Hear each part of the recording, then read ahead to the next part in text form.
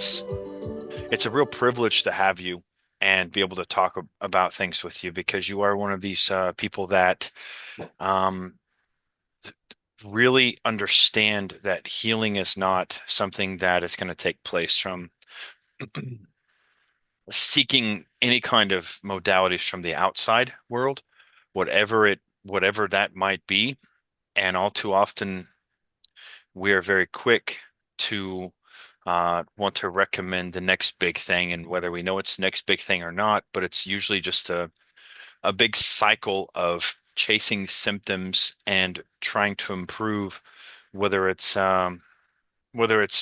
mental, whether it's actual physical, whether it's spiritual health. We're always trying to look for the next presentation, the next seminar, the next coach, the next um, supplement, the next dietary change, modification, treatment, peptides, laser, whatever it might be. And we're not really going towards the inner work, towards the inner, consciousness where we're actually doing the deep inner work that's oftentimes very required, but overstepped, ignored. And I think you completely understand this. And what got my attention about you and your message was whenever I started to read various articles of yours on the parasite, the parasite, um, uh, you know, I don't know how to even word it, the parasite phenomenon, the parasite ordeal that has a big it's got a big piece of the pie in the functional medicine world and the functional nutritional world. And again, it's one of these things that in my clinical experience and what I've studied is just another modality on the outside. It turns from, hey, let's maybe get foreign some foreign microbes that may not be beneficial for you out to suddenly doing that every full moon. And that's just the kind of trend that I noticed. And in my opinion, it's not helpful for anyone to continue doing this. But when you started writing articles about parasites and how they were part of normal microbiome, and then the one that really got my attention where I was like, oh, I have to reach out to you, was when you were talking about the functional medicine uh, is very similar to the allopathic approach. And I completely resonated with that. I've witnessed that because I've been on both ends. I've been in that model before, and it's really refreshing to have somebody that understands that fully, and not just the functional medicine allopathic um, charade, but understands that true healing and improvement in life is going to only go from working on the inside. So, Robin, it's great to see you again, and I'm very privileged to have you here with me today. Well, likewise, and I'm so glad that my information resonates with you. I can count on one hand those that right now that do that aren't attacking me. And I really appreciate your open mind and thanks for having me on. Of course. So you can count on one hand how many. Let's start there. What do you mean by that? Can you explain that a little more? Yeah. What I'm saying to people, first and foremost, when I went at parasites and said, you know what, they're all beneficial, it's your environment. Same with bacteria being pleomorphic. If you have a bad environment, your bacteria is bad, but there's no such thing as bad bacteria, just like there's no such thing as a bad parasite. It's you that has created the energy. So with that, taking away, I feel like I'm taking away a baby's binky or security blanket. It's like you don't need ivermectin. You don't need to kill your parasites every full moon. You don't need to napalm your body. You cannot poison the body back to health. And that, I have seen the claws come out in the truther community or the freedom community more than anything else. So Agent 131711 on Substack, myself, Tim Truth mostly, and that's about it.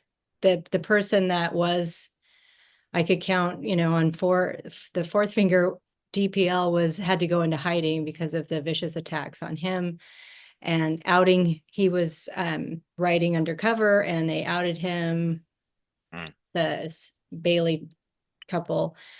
So it's not a popular understanding because it's not profitable. When I say remove the root cause of the toxins and the poisons, and of course that's emotional, spiritual, physical, the body heals itself. Where's the money in that? Because now, Gabe, you're empowered to always take responsibility for your own health, and you're not going to chase after that next shiny new object, the next snake oil salesman that comes around with that, brand new elixir that's going to heal your body and cure autism and kill your parasites all in one. Right. And with that, I always say, like, okay, if you're killing your parasites, and I have studies, matrix studies, I don't love papers, but there's a study in sharks where they have parasites that eat their heavy metals, and the researchers, the oceanographers, look at how many parasites in the sharks to determine how much metals are in the water. So those parasites are taking metals out of the shark's body. They're in harmony with the shark. I don't believe there's a quote parasitic relationship where one benefits and the other is negatively affected. I don't believe that. It's always going to be a harmonious relationship. If you have parasites eating decaying flesh, why do you have decaying flesh? Why do you have undigested food in your intestinal tract? Why do you have a mucosal lining in your, mouth to tail that allowed the parasites to attach? They can't attach to a healthy host with a thick mucous membrane. And what all goes into, what other things go into ensuring that that host is healthy? So and we'll just say this because I agree. I mean, you even have a parasite that lives in your eye if your eye is healthy. And if you lose that, you are suddenly so if you get rid of that parasite, you're suddenly much more vulnerable to conjunctivitis and many other kinds of uh eye, eye infections and things because of that loss of that flora, if you will. So Mhm. s- Light bulb just went off because I have had one friend who was very healthy, but fell into the ivermectin camp, took it, and is blind in his left eye. mm. So, and I have other examples with that as well. So And that's, the blindness in the eye happened shortly after taking the ivermectin. yeah, Um, because it also, even on the side effect protocols of ivermectin, it's dry eye, redness, blurred vision. But you also look at the first side effects of ivermectin, and it's pain and stiffness and moving. Well, why? Because usually you're pulling minerals from the bones, joints into the synovial fluid, into the bloodstream, and that will calcify the body over time. Well, if you calcify capillaries next to the eye, that would be a great way to go blind. so it's probably ivermectin's probably changing the pH in some ways, making a person more. And here's another lie: more alkaline. The more alkaline a person's like tissues and body is, the more stiff and calcified they become. There's certain areas where alkaline's good, and there's certain areas where acidic is absolutely essential. Okay, so uh, what all what all goes into ensuring a host is healthy to where they don't um, and just let me give you an example that let me give you an example that began my journey getting into this way of thinking, getting out of the camps and out of and we say ivermectin camp, but I will say the wormwood and the Zymex 2 and the Artemisia and all the different types of um, uh, tunica seed and all these other different things that that you can put in different camps for parasite cleanses. One of the things that started to change my mind about this was whenever I would witness couples clinically that would come in and uh, the male would be all crippled up. The man would be crippled up because of Lyme or other pathogens. And they had been married for, 15, 20 years. And she has no symptoms, but he's just crippled up. And whenever I would do lab work on him, I also said, I want to do lab work on you too, even though we were working on him. And sure enough, she had positive Lyme in her blood, everything else, no symptoms. Chances of ever developing Lyme disease was zero. Um, no symptoms at all, but here he is crippled with the same microbe in check, with the same microbe in their body. Um, so let me ask you, what would be the difference? What would make her a healthy host to where, let's say, that thick mucosa layer prevented, anything from catching on and staging itself and beginning to accumulate in the body. And that's the whole meat and potatoes of all of it. So first and foremost, we'd have to determine, is that pathogen really a pathogen? And with Lyme's, I think the jury's still out. I don't know. I'm not going to make any claims on that. But then you have to enter a state of fear till you interfere now with your body's miraculous capacity to stay in harmony. So you're going to disrupt your mucosal linings with soap, toothpaste, all toothpaste that has any type of detergent. I don't care if it's the health washed Hello toothpaste or Tom's or Green Beaver, that will interrupt the mucosal lining. Dishwasher soap, seventh generation is worse than the toxic Cascade counterpart because it has surfactants that then will stay on your cup to make it nice and shiny and look clean. It's not actually clean. It's filled with chemicals. When you put, another liquid, now you're drinking the chemicals that will disrupt the mucosal lining. Excess sugar, frankenfoods, chemicals in vitamins and supplements will denature that biofilm. And then there's the synergy, Gabe. Like, how do we know synergistically what's happening in the wife versus the husband? They're both completely different chemical beings. So what is he doing in his life versus different than she's doing in her life? And that, I think, is such that's where we should start studying. When you have two people like that, they both have the same supposed pathogen. Why does he have stiffness and problems throughout his body? I've come to the conclusion, my 35 years of researching this nonstop, and you can't get sick if you're not poisoned in some way. Now, the way that they poison us is almost infinite. But again, there's that study with the nuns where half of them developed dementia and Alzheimer's, half of them did not, but they all had the same amount of plaque in the brain. So why did half of them express it? The only thing the researchers kind of pinpointed was the nuns that did not express dementia and Alzheimer's had a positive outlook. Right. And those are the things that um, are kind of what we're talking about going inner to work on, correct? 100%. And because I see what they work on, when you get into advertising and the jingle channels, they're working on our belief system. So they can sell drugs where they literally say on the advertisements will cause death. Like, that's a side effect of this drug that you're taking so that you won't have a rash. And Yeah. so you can convince people of this. Why? Because you've interrupted their natural intuition.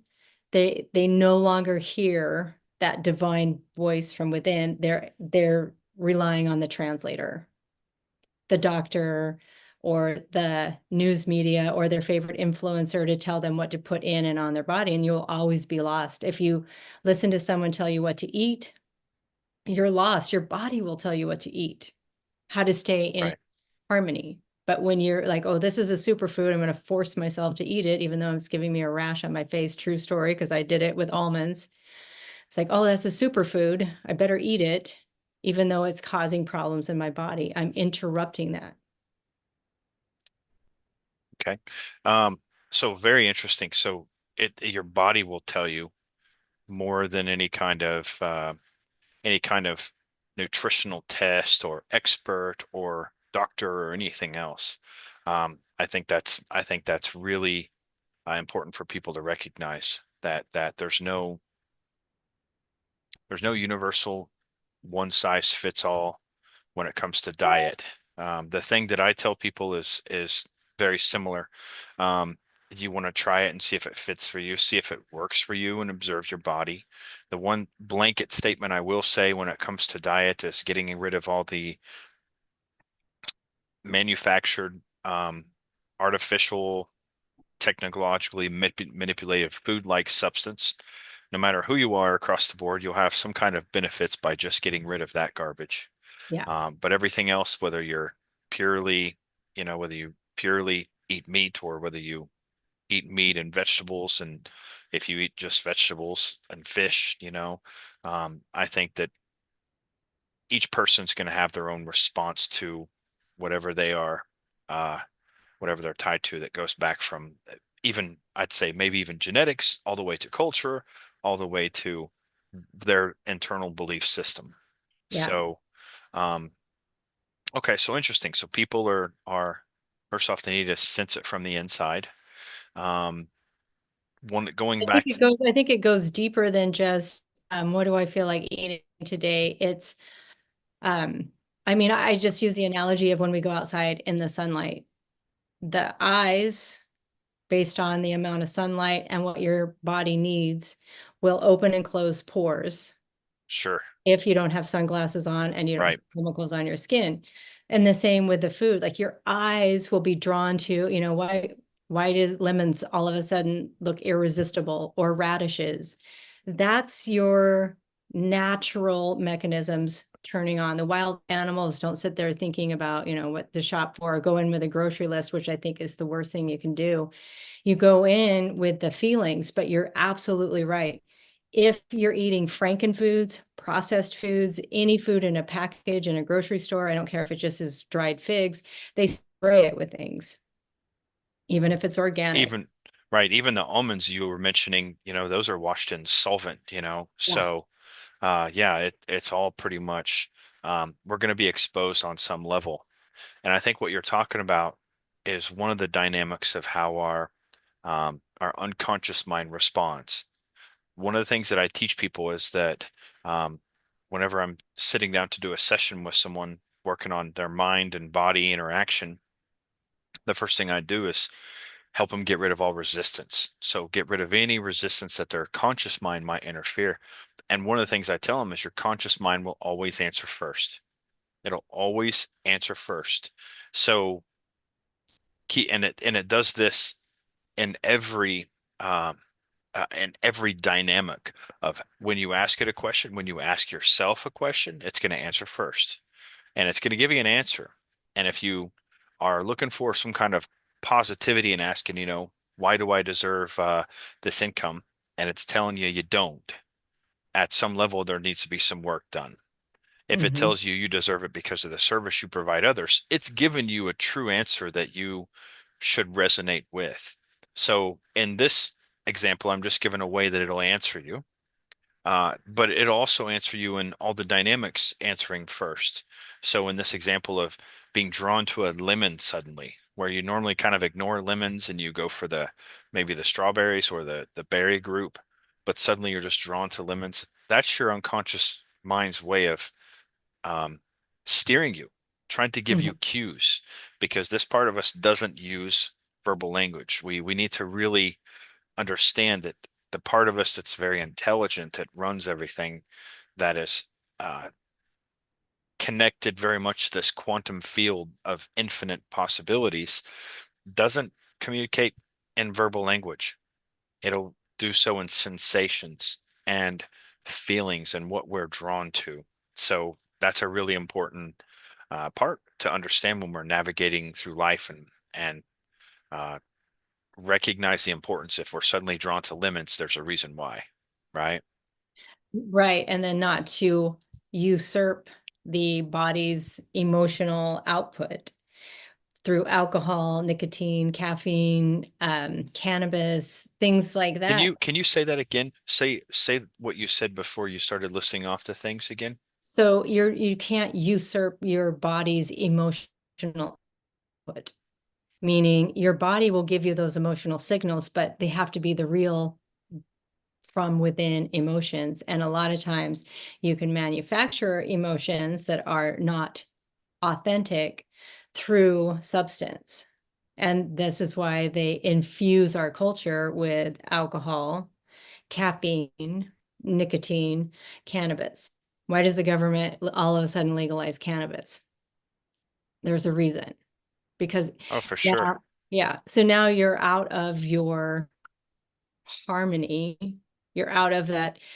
My body's no longer directing me. My programming is directing me, which is where they want you. Because then they can trick you into, the next superfood or super supplement because nobody would take a substance made out of human hair swept off a barbershop in China. So how do we get almost everyone in America to try it? You're not Oh, in your just yeah, intuition. just any way of manipulating the mind through hypnotic principles, Yes. that's essentially what it is. And by hypnotic principles, I mean hypnosis, and the term for the definition of hypnosis is the bypass of the critical faculty for the establishment of selective thinking. That's all it means. So bypassing critical faculty as your barrier that protects your subconscious or your unconscious mind, and it protects from what's already there. So whatever was established there first is protected. So uh, if they can bypass that and they can, you know, establish some kind of selective thinking, whatever it is, then that fits the definition of hypnosis. And without a doubt, the hypnotic um, leaders are all these people that you had mentioned, and many times even are so-called natural doctors. I do see people that say, but I have to take these supplements, Gabe, or else. And I usually am not working with people that are on the ivermectin, but I am working with people that have suitcases of different supplements, just different ones. And usually they're not getting it from a medical doctor. They're getting it from chiropractors and naturopathic doctors and functional medicine doctors. But I see the same hypnotic principles used, maybe indirectly, maybe not intentionally, but still, um, by convincing people they need to take stuff that uh, they've taken for years and it's not giving them minimal to no relief at all. And So, and that's that disconnect. And so, back to when we started, and I said functional medicine operates identically to allopathic model because first you create a delusion of lack. Somehow your body was made imperfectly and you're deficient in some way. The soils are deficient, or the parasites are consuming all of your nutrients. So you have to.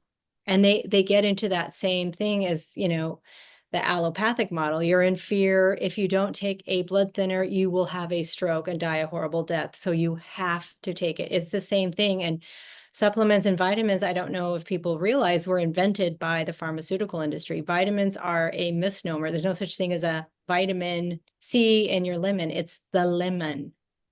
It's the broccoli. It's the strawberry that has the medicine. It's not an isolated thing inside of the 500,000 compounds that's your active ingredient. So they trick us. That's the wolf in sheep's clothing. So the um, chiropractors and the functional medicine community that pushes the supplements, upwards of $1,000 a month, I see people on clutching their stomach, crying and moaning in pain, but saying, thank God I have my chiropractor because it's working. And to me, I haven't taken anything in almost over a decade, and I don't have issues to take something for. That's, I think, the other, even in the matrix, which pill are you going to take? It's a blue pill or a red pill. How about don't take a But it's pill? still a pill, right? Still a pill, and even in the red pill, you're still in the matrix. I think people forgot that. Neo's just in another level of the matrix. Right. So when I say we extricate ourselves from this system, this toxic system, or stop giving our energy to them, that means we stop taking the pills, that we simply don't need them. Right. And just going back for just a moment, and then I want to go right back to that and discuss how do we have people redirect their energy. Um, but I think a lot of times the the substances that are used, whether it's caffeine or nicotine or cannabis now, or alcohol or shopping or pornography or I mean, heck, even scrolling through our phone, which we're Yeah. all guilty of. I'm guilty of. I know that thing has a grasp on me. I'm aware Yeah. of it, and there's times when I'll be sitting with my family, and next thing I got my phone in my hand, I'm like, "What am I doing with this?" And I'll Yeah. either I've got a brick device that I have not activated yet to kind of help that somebody that I know recommended. That was, I think, a good idea to limit screen time.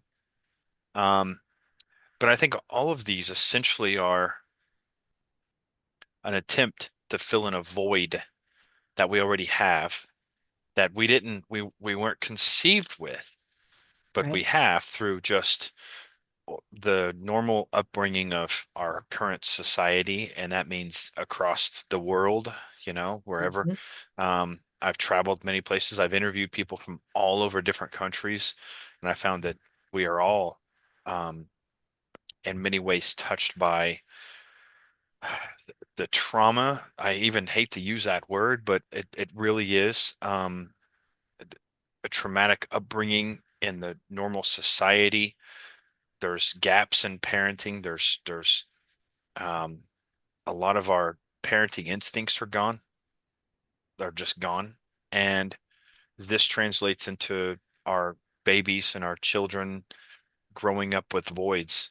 And as they become adults, attempts to grabbing those voids are always reaching for something outside, not realizing that we have to go inside to fill that void up. When a person is, why the media doesn't breed wholeness, why the TV and the doctors don't talk about wholeness in heart and wholeness as a person is exactly what you mentioned at the beginning. There's just no money in wholeness. When Right. a person feels whole in the heart, they don't consume without reason. When Yes. there's a void within us, it's going to be either cigarettes or it's going to be, your favorite coffee and or your Netflix binge or whatever it is, all in attempts to try to fill that void.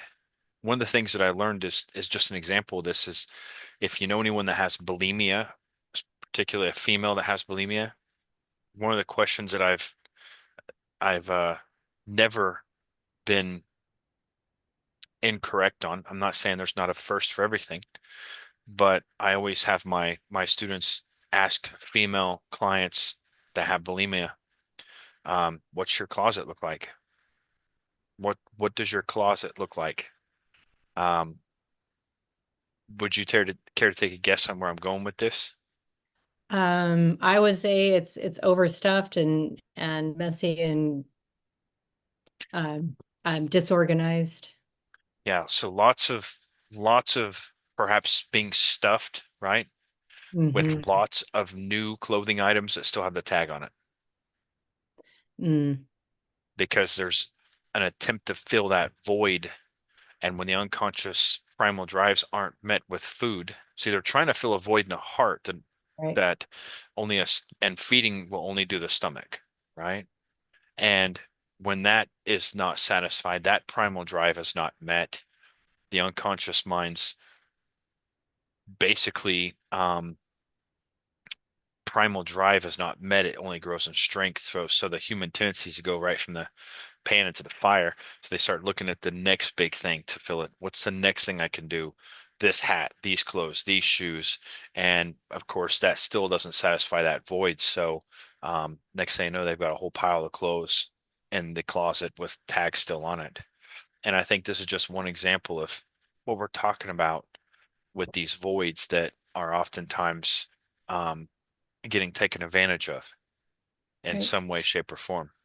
Well, and look at the way they, um, from a neonate, when you're not even born yet, they're injecting you with chemicals, prenatal vitamins.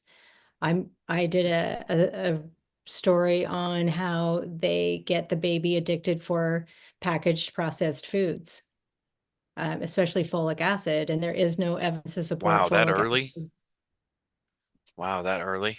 So like crack babies are born with a predisposition to crack. So if you get the crack baby and you give Sure. him all the best things, but he gets crack at age 5, you've got a crack addict, as opposed to a baby who's never had crack, was never exposed to crack. Now, so we're looking at prenatal vitamins. That is what they spray on the food that are fortified, mostly cereals and infant formula, and they'll have the same identical formulation as the prenatal vitamins. So the second that child, and I saw it exactly with my son, they're going to be addicted to the packaged foods. They're going to be addicted to fortified foods and cereals and formula more than their mother's breast milk. Um, Wow. so you have completely interfered then with the miraculous birthing process. And especially if women have their babies in hospital, they're detaching the baby. The baby already is in lack. So already we're creating this void. And then if you read any parenting book, I don't care how hippy dippy, you have to sleep train. And sleep training means you are going to traumatize your infant. You have to By let them sleep, by cry sleep train, by sleep train. What do you mean by and that? sleep training. So you have to let them cry Right. instead of picking them up every single time they cry and comforting them. You have to sleep train, meaning let them cry it out and fall asleep on their own. That traumatizes an infant. So they don't believe the world is safe. Already, not, not even forming more complex thoughts. And as we, put them into government schools, then their It just needs, solidifies it, right? yeah, my need is to go and play outside for 6 hours and run in the streams and jump, but I have to sit here in a airless, windowless classroom listening to someone drone on, and I get given methamphetamines if I rile against the system. So that void, they get us, I think, up till 7. Show me the child at 7, I'll show you the man. So they Right. know what they're doing and they want to create those voids. So we're walking around with this delusion that we're not whole. And so the external, like you said, whether it's food, shopping, porn, doesn't matter. You're just going to fill that void. And you're an excellent consumer when you're doing that, because most things that you fill the void with create a disharmony inside the body, which creates a disease. So then now we're in the medical industrial complex. Do you think every one of us has some kind of addiction? Oh, I think we are absolutely predisposed for addiction, 100%. So, this phone, and I've caught myself too, like I'll throw my phone across the room. What it had me. I'm scrolling and looking at those um those videos where they show like almost got in a traffic accident ones. And I'm just looking at that. What am I doing? What am I putting inside? Like that is going inside of you. And so when we're talking about toxins, I think that's a main one. You're seeing it, you're hearing it, it's in your memory now, you're repeating it. That's And that. it's given you some kind of um, elixir hit, some kind of neurotransmitter, Yeah. um, hit every time you do that of pleasure. Yes. And again, um, why would we need to do that? Why would we need to I, seek out that pleasure? right. One of the things that I learned from Dr. Gabor Mate is when you look at addictions, and this is just kind of a different perspective, and this is if somebody comes and sits down with me, and I do have a lot of them that have some kind of addiction that usually kind of comes up later. Yeah. But one of the questions that I always ask them, and I got this from Gabor Mateus, not what's wrong with the addiction, but what's right about it. What's it doing for you? In other words, it's giving you some kind of pleasure, some kind of calm, some kind of control, perhaps, maybe that comfort that um, you need. And then the question is, well, why an outside source of this that you can't produce on your own, right? What about when I look at that, I see Rat Park and the study they did with the rats that were addicted to cocaine. Hmm. And they gave them the Rat Park, which had everything a rat could possibly want to be happy. And they, not one single one went back to the cocaine. And so I see it as, and this really came to me this morning, is we create lives to feed our addictions, because your addiction doesn't taste good. That glass of red wine at the end of a long day doesn't taste good if you're not stressed out and adrenaline and cortisol flowing through your body. It doesn't taste good. You don't even want it. You couldn't force somebody to drink it, but it's irresistible when you have this life that you've created for yourself that makes you feed your addictions. And I look at addiction similar to parasites. If you've created an environment for them, these demons that live inside of you, the demon of alcohol and the demon of cocaine or the demon of caffeine, you've created a lifestyle, or they have, that's going to puppet you along, because caffeine doesn't taste good in the morning if you've had a great night's sleep. But you wake up barely able to open your left eye, you have to have it. Right. And that's kind of the norm for society. People will say, "Oh, I haven't had my coffee yet." I took my here's the thing. We do create our lives. I live in the Ozarks in Northeast Oklahoma, way out in the middle of nowhere, Mm-hmm. and I have somehow created this life with my wife of having 6 dogs. So we have 3 little Yorkies, a a pug, and then 2 big dogs. And one of them actually came with the property, and we gladly took it. A Great Pyrenees, one of the best dogs ever. Um, but we have 3 male dogs, and 2 of them are the big dogs, and one of them's a pug, and he's not fixed. And so there's a huge competition, and the big dog, and they love each other, but there's those pheromones in the air during certain times of the year make these 3 dogs be competitive. And one of them weighs, 90 pounds, and one of them weighs probably a little more than 90 pounds, and then one of them weighs about 20. And so just the other day, they one of the bigger ones bit our pug, and he was bleeding out of the nose real bad, and we took care of it. But now I'm forced to have to do something I don't want to do and take him to a vet and get him fixed. So there's just not this competition. And I go in there to the vet, and the first thing she says is, "Hold on, my eyes aren't working. The coffee hasn't kicked in yet, you know?" Um, and it's become so norm that we hear these statements like this, that it's, when you hear it on TV all the time, and you hear it on just a normal society, and the question is, well, why aren't your eyes working normally? Did you not sleep good enough? Is there something in your life that you're not visibly wanting to see? Or is there a bunch of toxins in your food, and your eyes are just kind of reflecting that? So many things, right? Um, The above. but aren't all these things just attempt to fill voids that have happened to us at a young age? Or to create a feeling that that you feel unable to create on your own. Like it's not easy to climb up to the top of a mountain, and to go through that work and to go through the Right. training, going up and down stairs with a backpack. Um, it's so much easier to get a dopamine hit on the phone than and chase that, or so you think.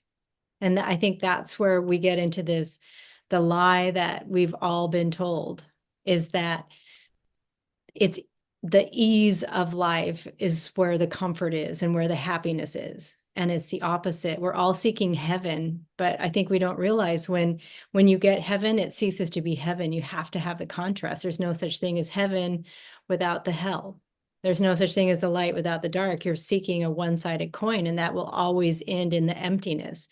And then the emptiness, that void, is what we're talking about. So in that constantly seeking pleasure, you've created the pain. So now you're just seeking that one-sided coin. And when we're looking at these things that are addictive, I mean, they're spending trillions of dollars trying to figure out what gets us addicted. So even if, let's say you're one of the few people that doesn't have a significant amount of trauma, your parents were awake and gave you, the things that you needed to grow as a natural human, you still have a propensity for these things because they make them so easy and so, irresistible. And we have this lifestyle that we've created. I'm in California, so I have 3 jobs minimum, and so does almost everybody else I know. And you've got your 3 jobs and your side hustle, and you're just constantly buzzing. Like it's an unpleasant way to live.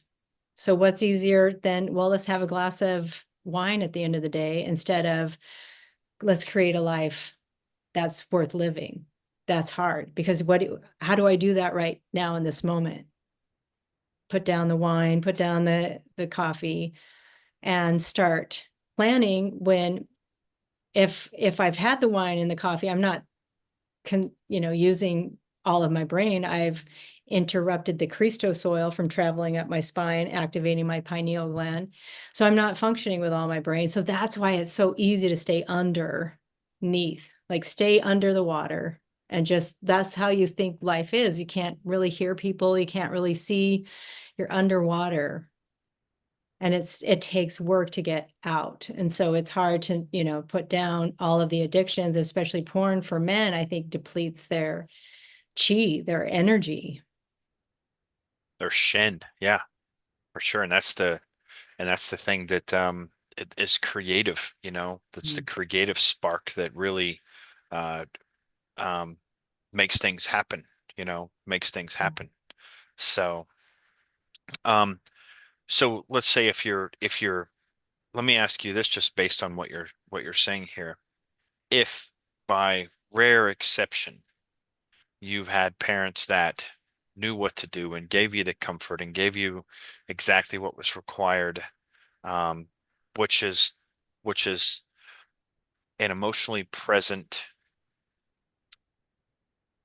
non-stressed, non-depressed, um, very in tune parental caregiver during Mm. the first few years of life, especially, newborn on. Let's say we had that. It's kind of a fantasy and it's disappearing even more, Right. becoming even more and more scarce. Um, if we had that early on, how how much more likely are we to fall trap to um, these offerings, these bait tactics, all the other things that we see as attempts to fill that void? How much more likely do you see somebody being susceptible to that? I would say they're not walking around deficient or in lack. They're not going to be tricked into poisoning themselves. And so that this mythical being now, this mystical unicorn that we're talking about that actually had what you need as a human, and that's so sad. But then you won't have anything to fill. So the alcohol doesn't taste good. And I see that in certain friends of my son. They right now, right at, 15, 16, 17, that's when they start getting into alcohol or nicotine. The vaping is insane right now. And there's the ones that will take a hit of the vape, which is one of the most addictive things you can do with nicotine, put it down, couldn't get them addicted if you tried because they're whole inside. They don't Right. need to impress their friends. And it tastes horrible. Anyone that's filled up would take a hit of nicotine and want to throw up and never touch it again. Same with alcohol. It tastes horrible. You get dizzy and feel weird. Nobody would drink it if they were whole, and they know that. So they have to create these holes within us before we're even born. Right. And those holes are by not necessarily bad things that occur. No doubt they do, you know. Um, I think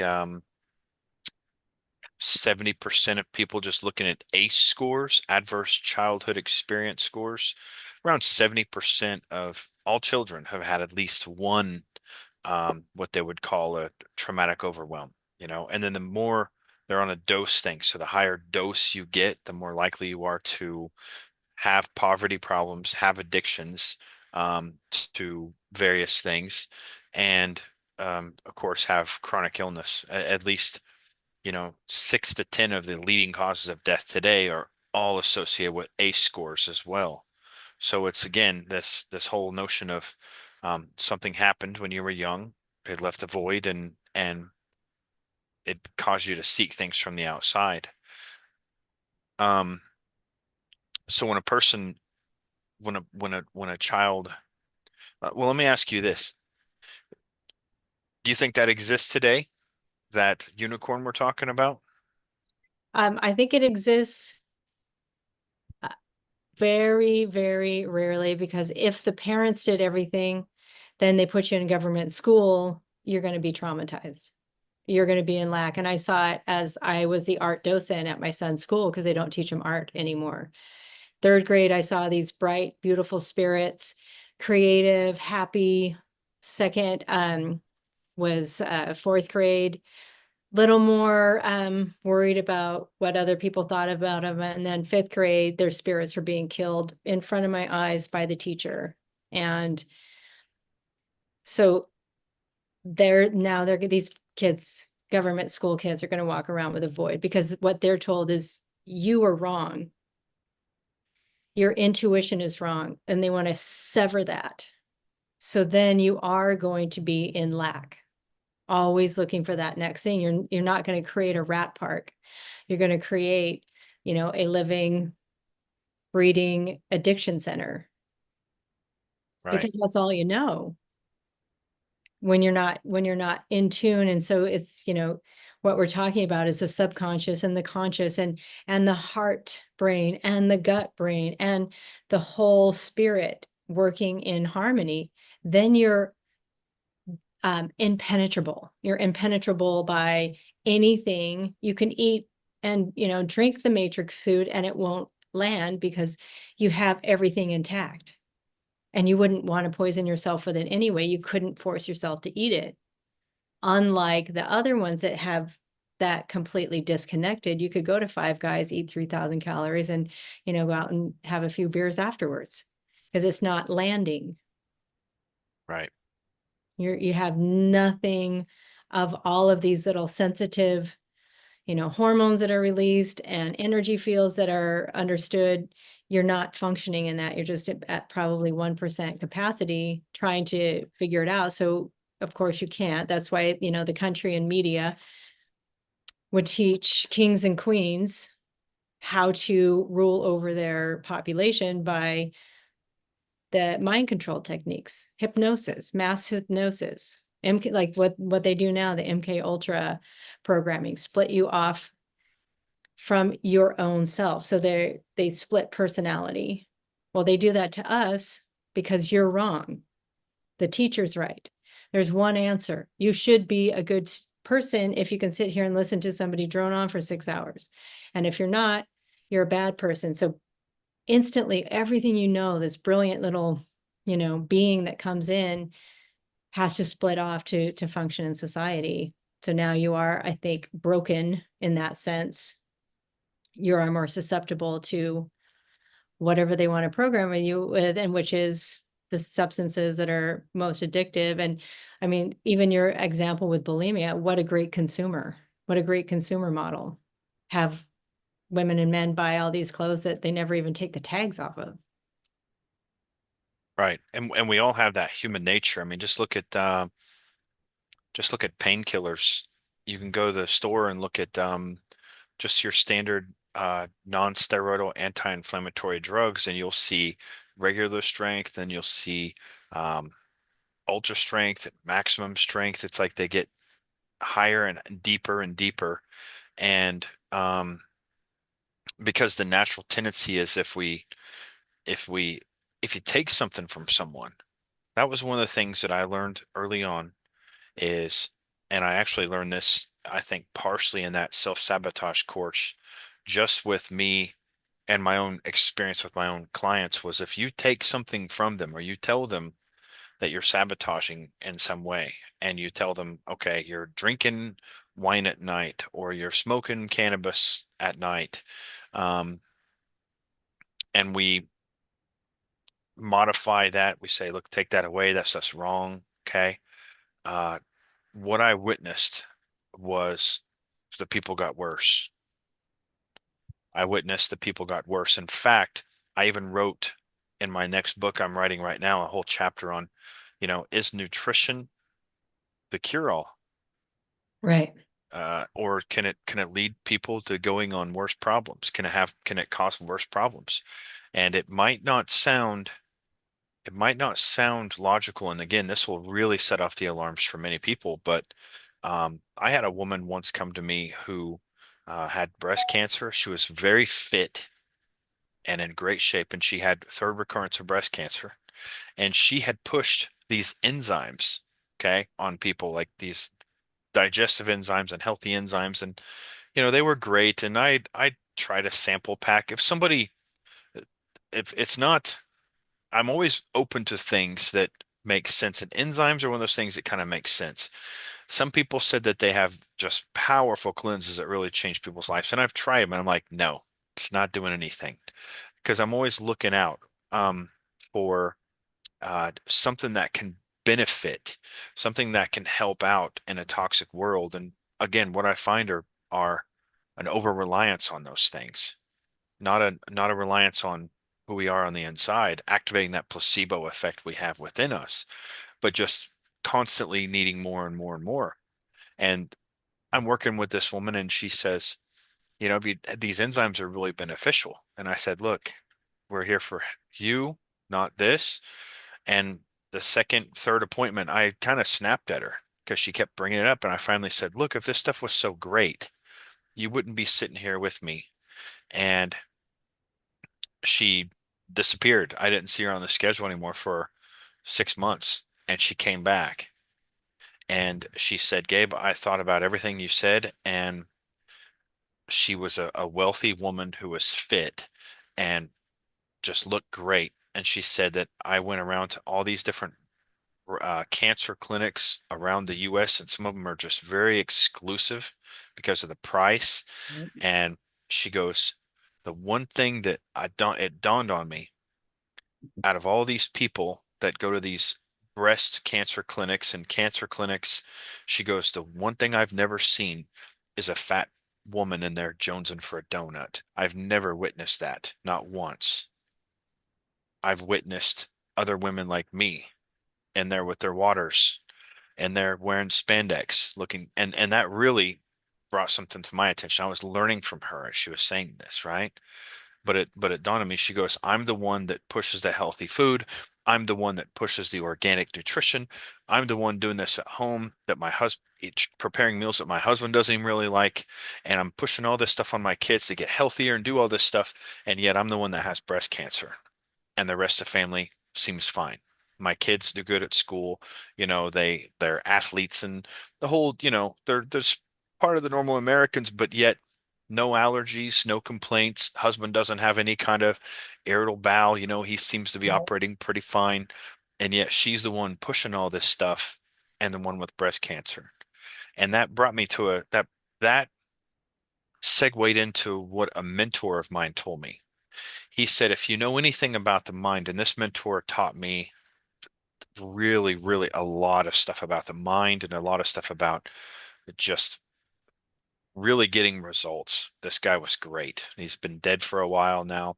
Um, but he said, if you know anything about the mind and you know anything about the placebo and you know anything about hypnotic anchoring, and neuropeptides and how all these things work together. He didn't say these words, but he talked about it, and to the point where I've studied and I know exactly what he meant now. The neuroscience caught up to what he was telling me about long ago. And he says that he says we all need that comfort. And he goes, my dad was a maniac. He could walk up and down the house and just hit me on the back of the head without um, any warning. And he says the only time that I feel comfort, and it's the only time I ever remember anything good with my dad, was whenever we would walk down this street, and he named off the gas station and everything. It was in Michigan, I think. And we would sit on the curb together and share a bottle of Yoo-hoo. When we would share this bottle of Yoo-hoo, he was there, he was present with me. We were having a great, great time. And now here I am years later, and I have this Yoo-hoo, and I have these nutritional doctors and people and naturopaths saying, you can't have that stuff. I mean, it is terrible for you. And it's those things that it's like an attempt to fill that void. But when a Mhm. person drinks that Yoo-hoo, who on earth, I'll just say this, who on earth has the balls to tell them that that drink is anything except the most nourishing elixir on planet Earth that he's probably not going to get from anywhere else? And yet when we take that stuff away, it really exacerbates that void that they have. And what the tendency of a human to do is um, go right from the pan to the fire and look for the next biggest hit to satisfy that. And that's what I think a lot of Jason Christoph's work does with self-sabotage, is it creates a fire for addiction, because all you've done is taken away the binky. You've created more fire for that substance, as opposed to let's work on filling the void. And who cares what you're Right, feeling right now? It doesn't matter if you're filling it with the clothes or the food or the alcohol. It's just a filling mechanism. It doesn't make you a bad person. It doesn't make you a weak person or a coward. You just have a huge void. Why? right. Where in the programming of your understanding of who you are is faulty? There's a few lines only out of, trillions. Figure out where the faulty lines are, and your emotions will point you to that. You know, that's why our emotions are so important, that we try and stifle. And is it the anger coming up? Is it that, you don't feel safe? What is it that we can then change that faulty line of programming so the void is filled, and then the addictions lost their flavor? That's exactly right. That's exactly right. Because uh, once you fill that void, they lose their flavor. The the wholeness is there. And again, when a person's whole, they don't consume without reason, you know. That's it. And instead, of and the focus, especially on, I think with Jason and other approaches to quit the substance, the focus is on the substance. Let's talk about alcohol. Let's talk about what alcohol does inside of the body. Let's talk about why, what types of alcohol, and let's reduce that, instead of just ask yourself, what am I feeling in this moment with this bottle of wine? What am I how old do I feel right now? And Yeah, you can start to breadcrumb your way back. And it really doesn't take that long when you just start to say, what's the kindest thing I can do for myself in this moment?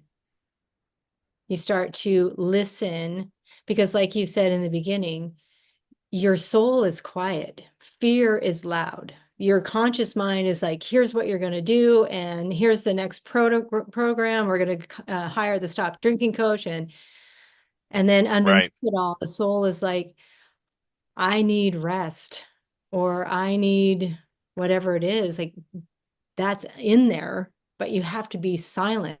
And so I challenge almost anyone, how many hours a day are you in silence, without headphones on, without a screen blaring at you, without somebody talking? Like when I hike every day, And I hear people, especially women that are hiking together, they're jabbering nonstop. I mean, to the point where I feel like I need to just say, can you guys just keep the conversation down? I'm here to, be one with nature and to hear the voice, that divine voice come from within. And I can't hear it when there's all these distractions. And I think that's one of the main ways we can start to fill that void, the silence. Is in silence, right? And just And really like having that reverence for yourself, having that reverence for your wisdom, not what they programmed into you, where the brain is thinking, but that wisdom will come on. But it's almost like when you're working with a horse for the first time, that horse does not trust you. You are a threat. You are the enemy. I feel like that's the same thing with the soul. You have to really work to get the soul to trust you because you've beaten it down so many times and injured the soul and ignored the soul that it's wary of being able to trust you. So being able to, that's yeah, that is very important. I think that's spot on. yeah, and then you're in your empowered guidance. So you're not going to constantly need that guru, that teacher, that translator to you and the divine. It's within you, and that's where I really believe all of this starts, is to interrupt that voice from the divine, that internal wisdom, your internal power, so that you will always listen to someone else. And like you said, with the woman that had breast cancer with the enzymes, like she's telling you how to stay healthy when she's sick. And she's It telling you happens. things. Here's the thing. It happens a lot. I hear it all the time. Yeah. And people telling me I need to take these supplements when meanwhile, they have um, gastric issues and they can't even digest their food and they're always clutching their stomach and having issues. But yet I have a friend who always has severe stomach issues. So he can't go on trips that, are longer than an hour to be away from the bathroom. Yet he claims the book that he read on how to fix his stomach is his saving grace. But it's like, but you still have the problem. Right.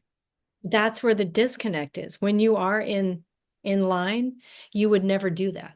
You'd never recommend something that's not working. You would never say, hey, take these enzymes because I have breast cancer. And again, you interfere with the body with just taking the enzyme. Like the lemon has the enzymes on the peel that help you digest the lemon. But if I just scrape Right. the enzymes off or just go around licking the outside of a lemon, then I have interfered with all of that synergy. And the beautiful thing with the synergy is the less you do, the better. Eat the whole food, go to get your regenerative farm, local farmer, and get food that's in season. And you need less food because what we're after, there's no such thing as a calorie. That's a lie. We're after the nutrients. We're after the living food, that high frequency. Right. That's again becoming more and more scarce as well. So, um, but I agree that the the most powerful thing that we should do is really go inside and begin to connect with that part. And the way that I describe this is, when you're having a conversation with someone, you know, you can sense it, you can tell when they're really listening, when they're into the conversation, or Mhm. when they are, let's say they pick their phone up right in front of you and they're scrolling, or they're even worse, texting someone right in the middle of you having a conversation. I mean, right in the middle of a sentence, you can tell when somebody is connected or disconnected with, with engaged conversation. You can tell that, right? Well, this part of you, the soul, the internal wisdom, the divine, the source of all, whatever label we could put on it, knows as well. It knows just as well whenever you're disconnected or connected. or you're Right. really paying attention to it, or you're not, or you're superficially giving it a message, or you're really like in tune, getting yourself into a mode where you're absorbed and focused in it. Like what I think you were talking about, that quietness that you need before, somebody's jabbering behind you, perhaps in the woods. Um, but I think that that's probably the first step, is to go inside and start actively connecting like you would with a person. Almost like it's a friend that's there listening, that can't give you any verbal responses, but knows what you're saying. Would you agree with that? I agree 100%. And you're so spot on with that.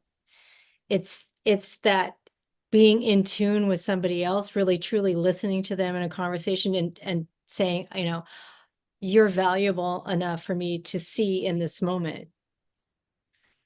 What if we turn that same energy that we would connect, like you and I connecting right now, what if we did that with ourselves? Like, I'm so valuable to be seen, and I'm going to go the distance, no matter how far that is, to be able to see myself, to be able to reconnect and do the hard things, do the things that are challenging, so that I have that sense of peace and harmony in that moment. But I'm not going to seek just the crest of the wave.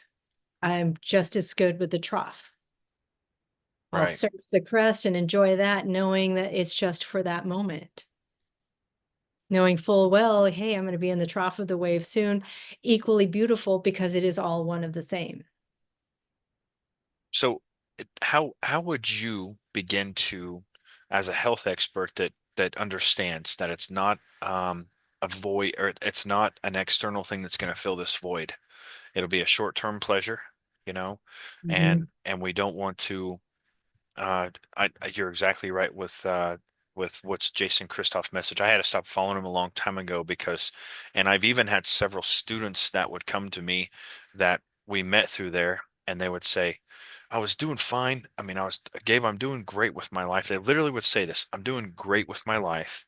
I'm getting focused on myself," and yet I would have, you know once a year or once every 6 months, when I would get together with old high school friends or someone, and they would, go out and go out into the woods or go out into a beach somewhere, and they would all kind of partake in smoking marijuana.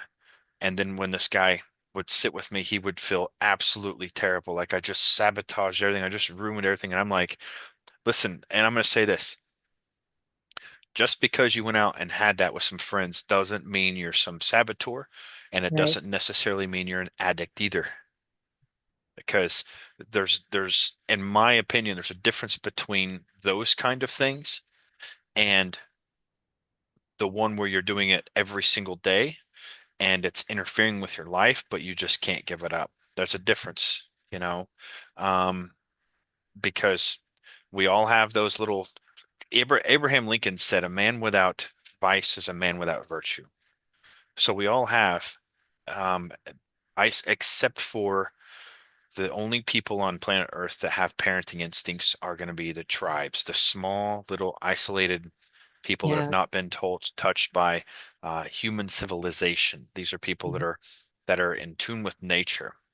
When the baby is born, it's held for the first 2 to 3 years of life, not even touching the ground. So it's comforted by everyone, the parents, the neighbors, the aunts, the uncles, the grandparents, everyone in that, like it takes a village, everyone holds that child. And so it's getting all those needs met. Um, and I was telling him that unless you come from that, there's going to be some kind of um, some kind of void, and it's okay to you want to fill those voids, but we're all a work in progress. And as long as you're not going out doing something crazy, that's going to side rail your business and your life. If you're sitting with friends that you do every once in a while and you're having a good time with them, I don't see any harm in that. Right. It might even be because I know the people can beat themselves up even worse if they miss that day, or if they said, "Look, I'm not gonna be, uh, I'm not gonna be pulled into that trap." I want to stay here where I'm at, and that may be, maybe you outgrow them, but maybe not. Maybe there's parts of you that say, you know what, it's a really good, just a refresher for me to, um, it's not the glass of wine at the end of the day kind of thing. It's a thing where I can go out and hang out with the guys and kind of replenish myself in a way. Um, but the overall guilt that I've seen him feel and others that have partaken in this, that they start labeling everything as self-sabotage, and I'm like, you're stressing yourself out. You're feeling more guilt and shame than you should be. And um, you should be giving yourself a pat on the back because of how much progress you have made and how much getting out of the comfort zone you are doing on expressing yourself more. So, And I think that's not to be, too much of a conspiracy theorist, but I think that's by design. We absolutely know what increases addiction. And so that creates a vacuum. Just make people feel guilty about what they're already doing. Or then when you actually do something that's in alignment with your soul or your spirit, you've allowed the translator of the Jason Christophs to say, oh, you're a bad person, you're a saboteur, you're a coward, you're weak. Oh my God, what have I done? What do you want to do that night then? Let's go smoke a bowl, right. and have a couple of beers because I'm a saboteur. I've already wasted my whole life, as opposed to he's now become your translator. If you're in harmony, you're like what you were saying, that this mythical tribal kid that really doesn't, when your feet don't touch the ground for 3 years, you're strong, you're brave, you have that within yourself, and then you aren't going to do things that are dangerous to your life. You're going to, understand your limits, and because it's relying back on yourself. That's When exactly right. I'm in control of my life, I'm not going to blame anyone else. Like when I injured my knee on a one-wheel skateboard, I mean, it snapped, and You say it last snapped. thing I'm going to do is I heard a snap. It was swollen. I couldn't put weight on it. Mm, And it popped out, uh, about 6 months ago on the top of a mountain. I had to get a helicopter to get me down. I wanted to go to the doctor. I wanted to get an x-ray, but my spirit said no. Now I would have relied on that doctor to tell me what to do for my knee. I would have relied on them to tell me if I could go kite surfing in Mexico this last week. But when it was on me, I listened to my body more than I have ever listened to my body in my life. And one of the things was to get rid of anything that inhibited fibrogen, elastin, collagen production, and to really focus in on my diet and really focus in on my knee and what it needs. And it's healing. I'm feeling strong. Everything starts to feel strong. I didn't allow the translator, and man, I wanted to, but I thought this is where the rubber hits the road. All this stuff I've been preaching about, telling people, listen to your body will heal itself. I'm like, okay, I'm going to do it. This is going to happen. And everyone said, go to the doctor, get an x-ray, get an MRI. And so even more, those pangs of, am I doing the right thing? Really listening to my body. And it was just like, listen to my soul, be quiet. Yes, yes, continue this. Do what feels good. Do those strengthening exercises slowly. Back off when I start to feel it. Not when the doctor said, okay, wait 6 weeks and then you can go kite surfing, or we're going to have to do a surgery and, put a cadaver tendon in there, or whatever it was. mm, right. Because I see the people in my line of work as a home nurse. Nobody gets better after the surgeries. They claim to feel better for a few months or maybe even a year or two, but then well, I had to get another surgery, or the doctor told me that. So we've allowed that translator. Same with the addictions. Don't ever allow anyone to be a translator. Are you going home and smoking weed and, every night and drinking wine because there's something missing in your life? What's missing in your life? That's where I would start. That's great. What's missing in your life? Um, Getting quiet with that voice, starting to kind of ask that. Exactly. Yeah. How is your knee? You said that was 6 months ago? It's about 6 months ago, and I didn't need a helicopter. I just called the ranger and they dispatched a helicopter. Um, because I couldn't walk. I mean, there was no way I could put weight on it. So I was crawling down the hill. That's how bad it was. And I was on crutches. A friend brought over some crutches that I went to my home health patients with on crutches. They made them feel better about themselves. But my knee is almost completely healed. And it feels almost like it was a wound of like, lots of scar tissue. I can't describe the feeling. It was difficult. It wouldn't straighten. And then, but I knew I was on the right track because every day it would be a little bit better. Does it hurt at all now? It doesn't hurt. It never, I mean, I have a high pain tolerance. So it never really hurt. It was just, I can't put weight on it. I can't straighten it. Yeah, it's really uncomfortable at night if I don't put a pillow under it. But the pillows kept getting shorter and shorter and shorter, straightening more and more and more, feeling more confident on it, being able to walk up and down stairs. So yeah, body's healing itself. Is there anything lingering still with it? That was 6 months ago? 6 months, well, it's still in that process. Like it's almost completely straight now, but Okay. not quite. I mean, Okay. before it was, I felt very uneasy going up and down stairs, and now I can go up and down stairs. I felt uneasy going on my hikes with the downhill. It took me forever to get Mm, downhill, and now I can go downhill. okay. Very good.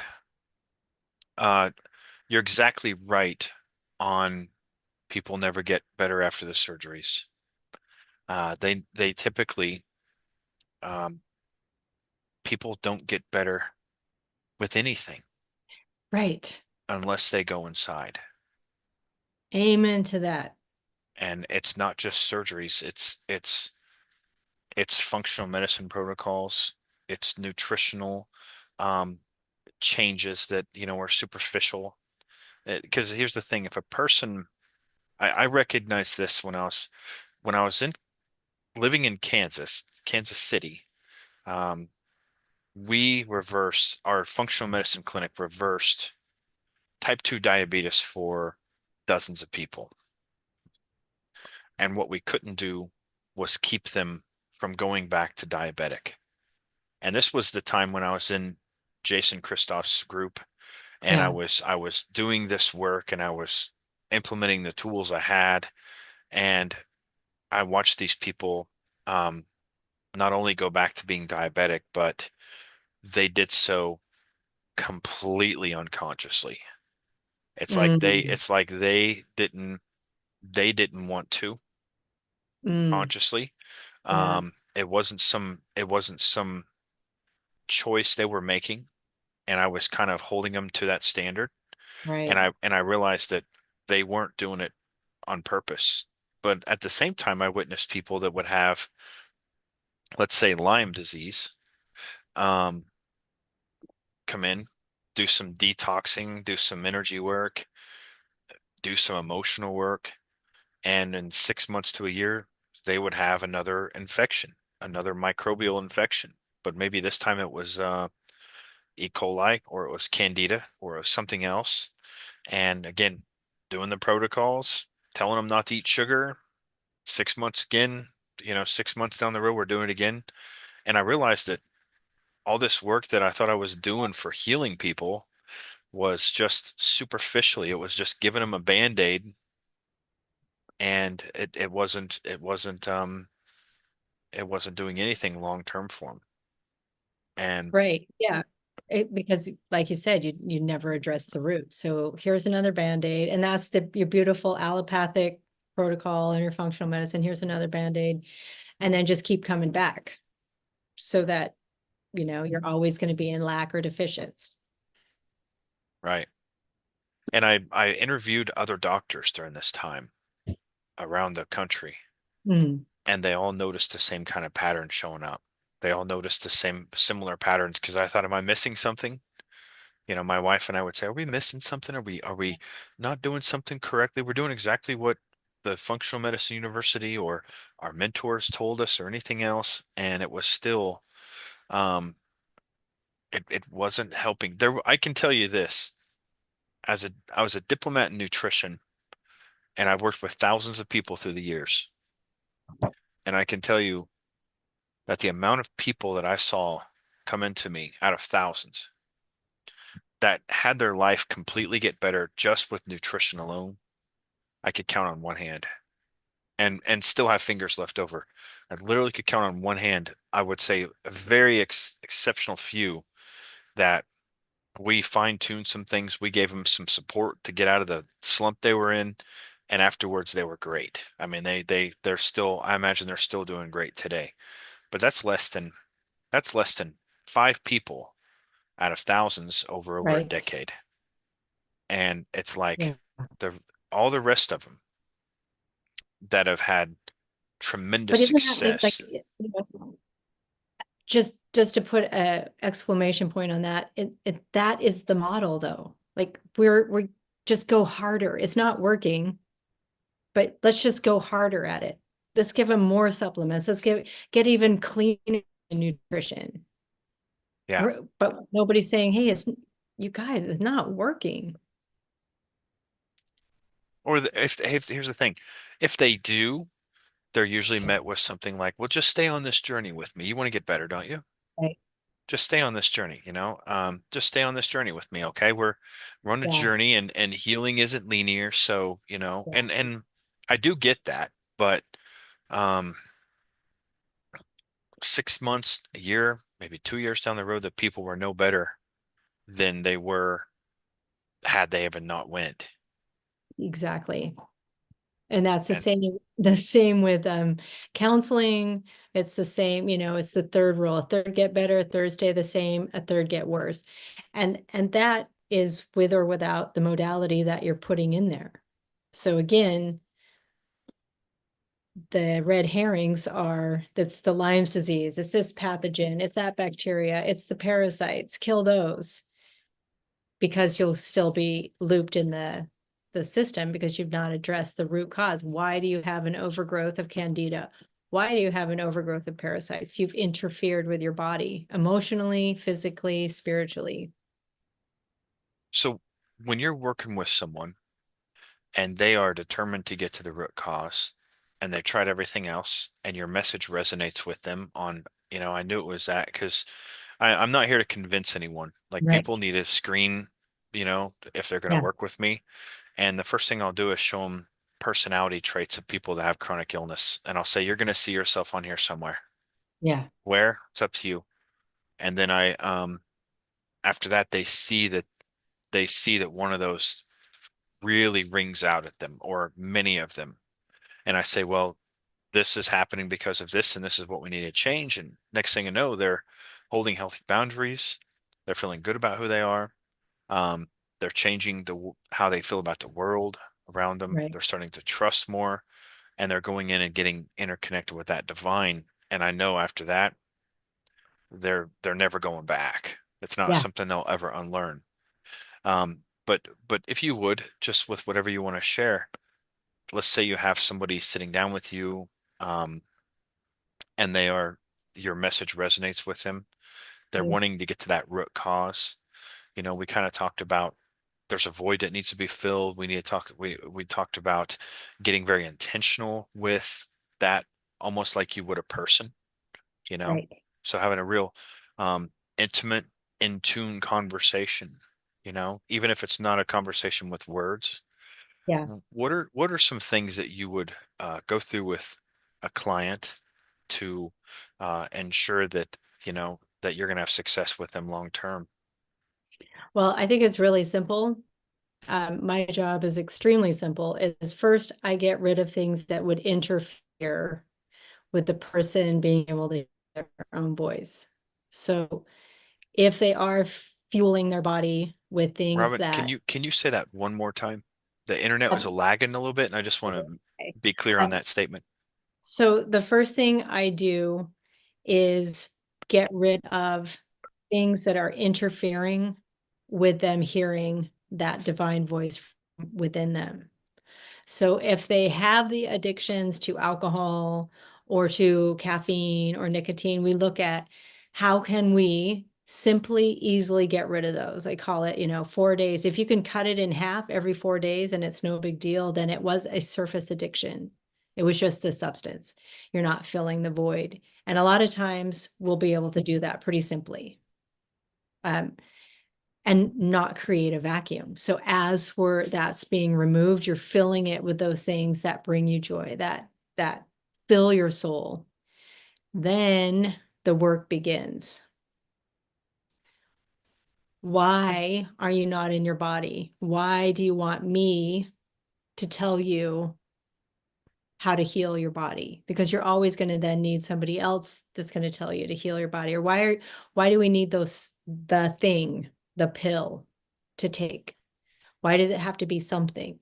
Until they then, it's like they've connected with the soul. Now they're in power. They are forever empowered. So they might need me for a little tune up. Hey, I got off track. Why did I get off track? Well, you created a vacuum somewhere. Usually it's because, you've put somebody above you in a position of authority to tell you what to put in or on or inside your body. It can be simple. Sometimes it can be as simple as listening to Matrix music. It gets in your brain and you're singing along with the words. I have people do a jingle channel. I call it a song. So you make up, I am healthy, I am wealthy, I'm a, whatever it is, sing that when you're in the dark places and You can watch. change your state You can completely, huh? change your state completely the way they change your state until it becomes that divine source from within. Hey everyone, I'm Dr. Gabe Roberts, and if you're a functional medicine practitioner, a naturopathic practitioner, or a chiropractor, and you want to be in the top 5% of your field of being able to resolve childhood traumas effectively and completely change your trajectory of your patients' outcomes and healing, you need to click on this link below.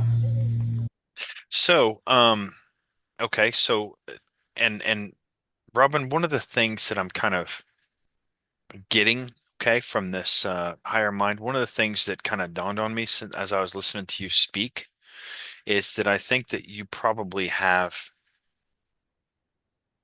higher success and no doubt about it. I would position myself as this. I used to not think it existed, but now I do know it exists. I call myself a healer. Now, a person, I used to consider myself a facilitator, but a Mhm. healer is somebody who can hold space for someone so they can heal, has compassion, and yet I think this is the real missing piece here. You've been comfortable enough with your own pain. You've learned and faced and dealt with your own pain and still do as it shows up. And as you do that, it qualifies you as a way of helping people face their own pain. And I think that that's one of the missing pieces. Yeah, sure, we live in a world that's modeled by 1700 science that hasn't changed. That's true. We're still looking at physical substance as the cause for physical symptoms and physical disease. So it has to be a microbe. Right. It can't be something non-physical like the mind. Let's not put that into any consideration. Um, and if so, then hey, we can recommend psychologists and psychiatric doctors that are going to, again, either give you a label of a behavior that's going on and tell you not to do it, or treat you with some kind of, um, again, a pill or something present, something substance wise, without looking at how non-physical things are so effective at healing. So I think that one of the things that makes you resonate as a healer, and this is what drew me to you, and I could feel it in your work, was that you're comfortable with your own pain, and it makes you again qualified to help somebody else with their own. And I think one of the things that if you're not comfortable with your own pain, if you're not willing to look at your own abyss, Right. you're you're going to be very limited on what you can do for others. And that's putting yourself in a hierarchy. So we all have these struggles. We're all human. And when we're looking at being a healer, and I had a friend that actually pointed this out to me way back when I was working in the psychiatric hospitals, locked psychiatric field, and then case management. I'd get patients from locked psych to their own apartments. And my caseload did significantly better than anyone else's. And I never followed the protocols that I was supposed to. I just did whatever I wanted. And the thing that I noted, what I treated people the same. And I loved my patients. I think that was it. I had a frequency of love. And the frequency of love is not love and light, brother, and love everybody. It's truth. And it's being able to show up in your authentic. Like some days you're pissed and angry, own it. Why? Do your work, but be real about it. And so when I say you are the medicine, it truly is like, I'm the medicine for you as you are for me. I'm not creating a vacuum.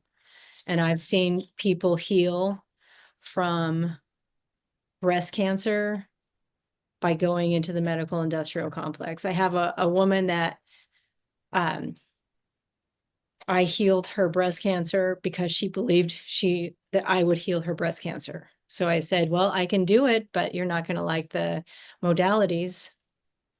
It's simple. I'm not going to tell you to go into the medical industrial complex, drink a little baking soda a day.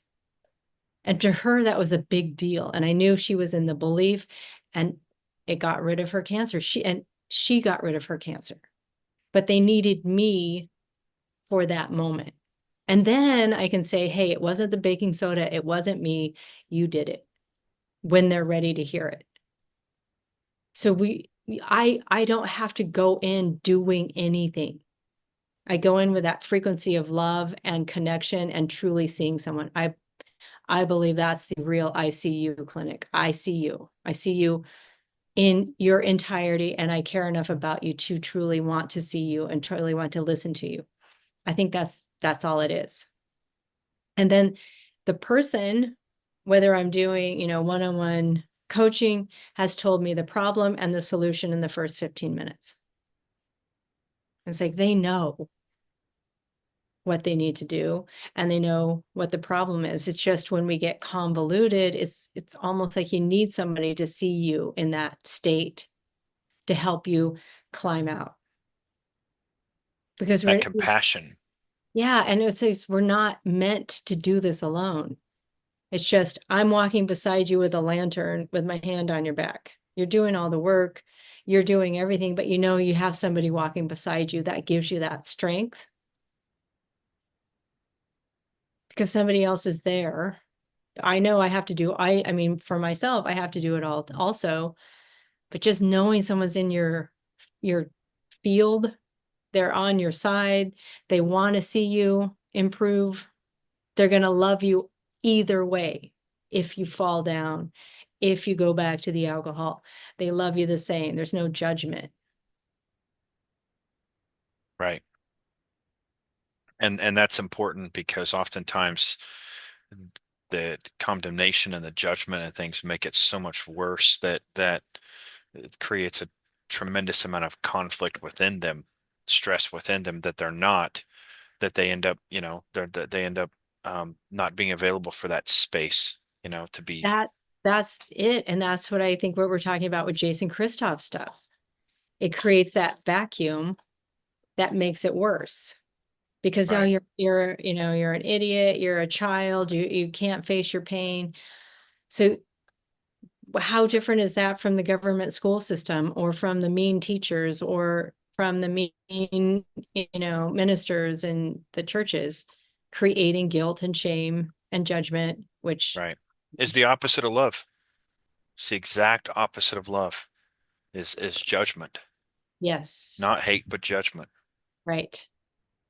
And I like that. I see you. That's great. Yeah.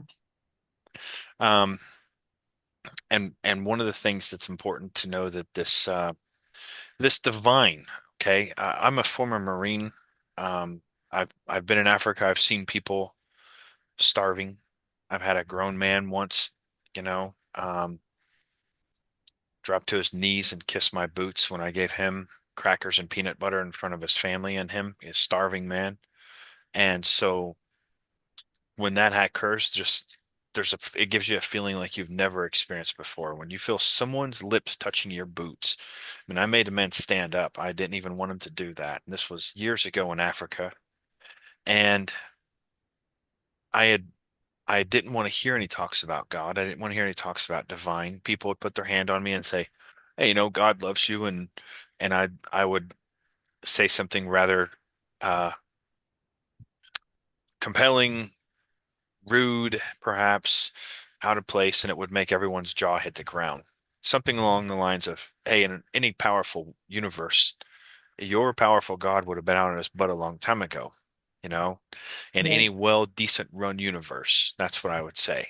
Right. Um, and what I realized is as I went inside to that void and started peeling back the layers, um, methodically, I found that it was all contaminations of humanity that made me feel that way, and it had nothing to do with the divine. As a side effect of doing that, I grew, I grew closer to God, and Mhm. I am typically a scientist.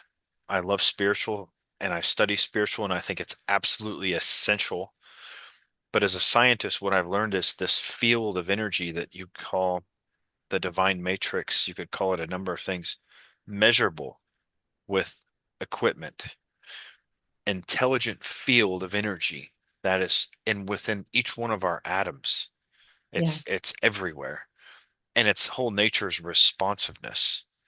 So that means the building blocks of the entire universe respond to human feelings and human emotion.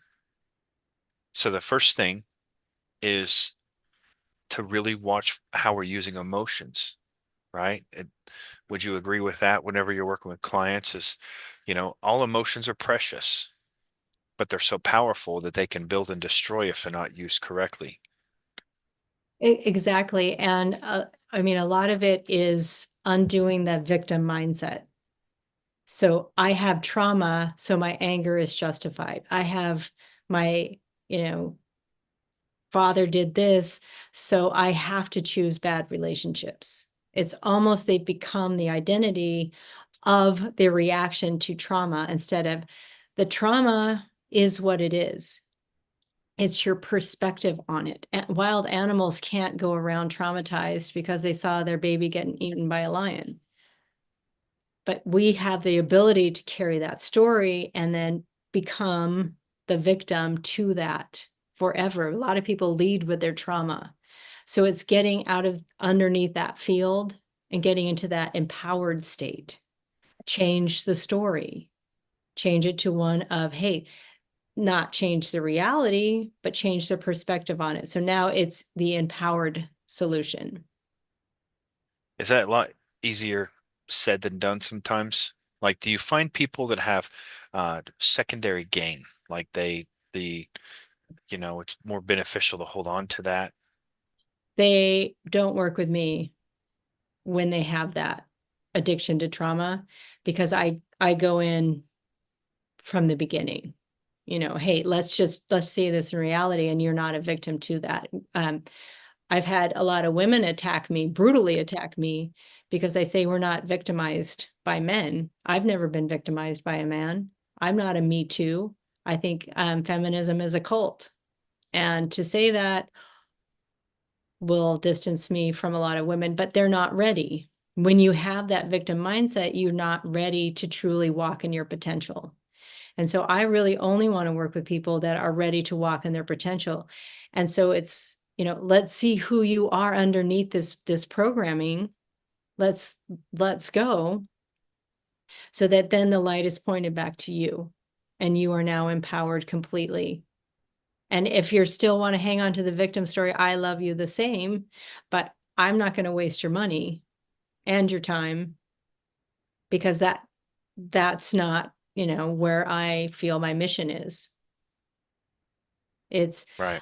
light you up and you're off to the races. You're in your divine potential. And I love to see that. That lights me up because I love to see people, being able to have a conversation with me as their authentic true self.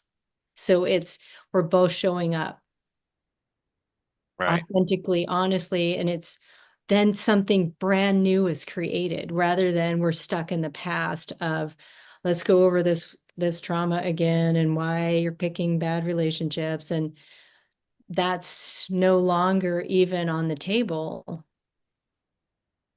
Now it's I want to do something with my business that lights me up every day, and okay, let's talk about that.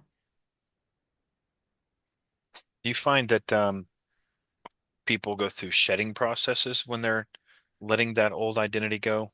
Yeah. What Yeah. tell me about that? It's losing your attachment to what they have given you versus now you get to hear what's coming through you that is you. So that the parts that fall away, almost like, a snake shedding its skin or the tree losing its bark, what's underneath that is now truly you.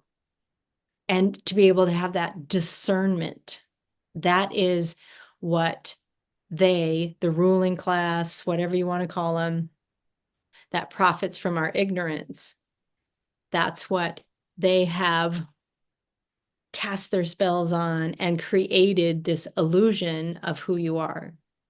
And so as the smoke and mirrors clear, you get to see yourself for the first time.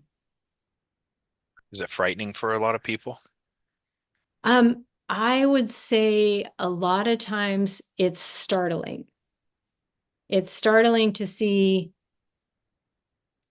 your self surface because I think we have this idea that it's going to be all love and light and rainbows, and it's not always, of course it would not always be this beautiful, perfect, harmonious being. That's not what harmony is. It's the constant pendulum towards dark and light. You're just moving it. It's not sometimes now it's not going to swing as far because you're not in that, state where you're being puppeted around by things that truly were never you.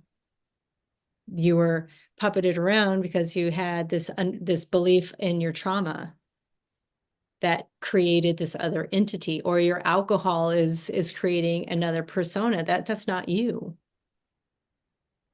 And boy, do I see that in my line of work through hospice and home health and people that are on benzodiazepines. They're all the same.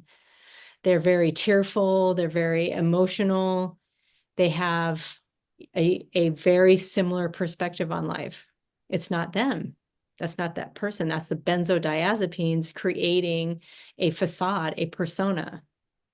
So that's my job. It's just, hey, let's get rid of these false identities. Who are you? Yeah, benzodiazepines are bad. They're really They bad. are really bad. Really, I mean, they take over a person. Don't they numb 'em? I had a woman once tell me that she goes, I gotta get off these. I have to get off these. And I knew, and I just said, what's wrong? And she goes, I just don't feel anything. I just Yeah. do not feel anything. And she says, I went off on someone the other day and it dawned on me I could literally kill this guy and go eat a sandwich afterwards and not have any, go kill him and go eat a sandwich within the same 15 minutes. Yeah. And she goes, and that's a problem. Yeah. And those If were they her words. depersonalize you. I think most substances do, but it's to varying degrees. But benzodiazepines are absolutely one of the worst. And most people that have come to me to get off them have never gotten off them. They just they wanted to hire me so that at least they're doing something to look like they're getting off them. Right. But my first question is, do you truly want to get off them? And they'll say, of course, yes, I do. And then the next question is, all right, so we're going to go with a half approach. Can you do that? Every 4 days, we're going to decrease it. It starts getting really, as you get the amount smaller, it starts getting worse. Yeah. And again, they were using the benzos because it filled a certain specific void within them. So then they can be that ever present victim to the trauma. And when you start to take away that, you have to take responsibility. And I think that's when most people do get scared. Hey, yeah, it's easy to talk endlessly about what happened to you. My dad did this to me, my brother did this, but where did you show up poorly? That's when we face our dragon. That's when we face our demons. And that's when most people, I think, historically that I've worked with want to turn away. And when you're there with them, it's like it's okay. I've had to do it too. It's not fun. It's not to say I showed up poorly. I was not my best self on purpose. I was underneath my addictions. And Yeah. yuck.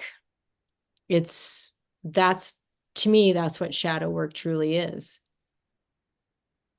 And if you're brave enough to go through that periods of regret, go through those periods of uncomfortable feelings, the other side is so beautiful because it is that state of harmony where it's not the constant need to get over this hurdle and that trauma. And, it's, you've come through the other side and now you're a whole person. And what you do with that is anyone's guess. That's what I love about life. It's who knows what It's a fertile garden when you get there, isn't it? ah, yes. It's also a new, sometimes it's frightening because it's new, it's different than what's always been there.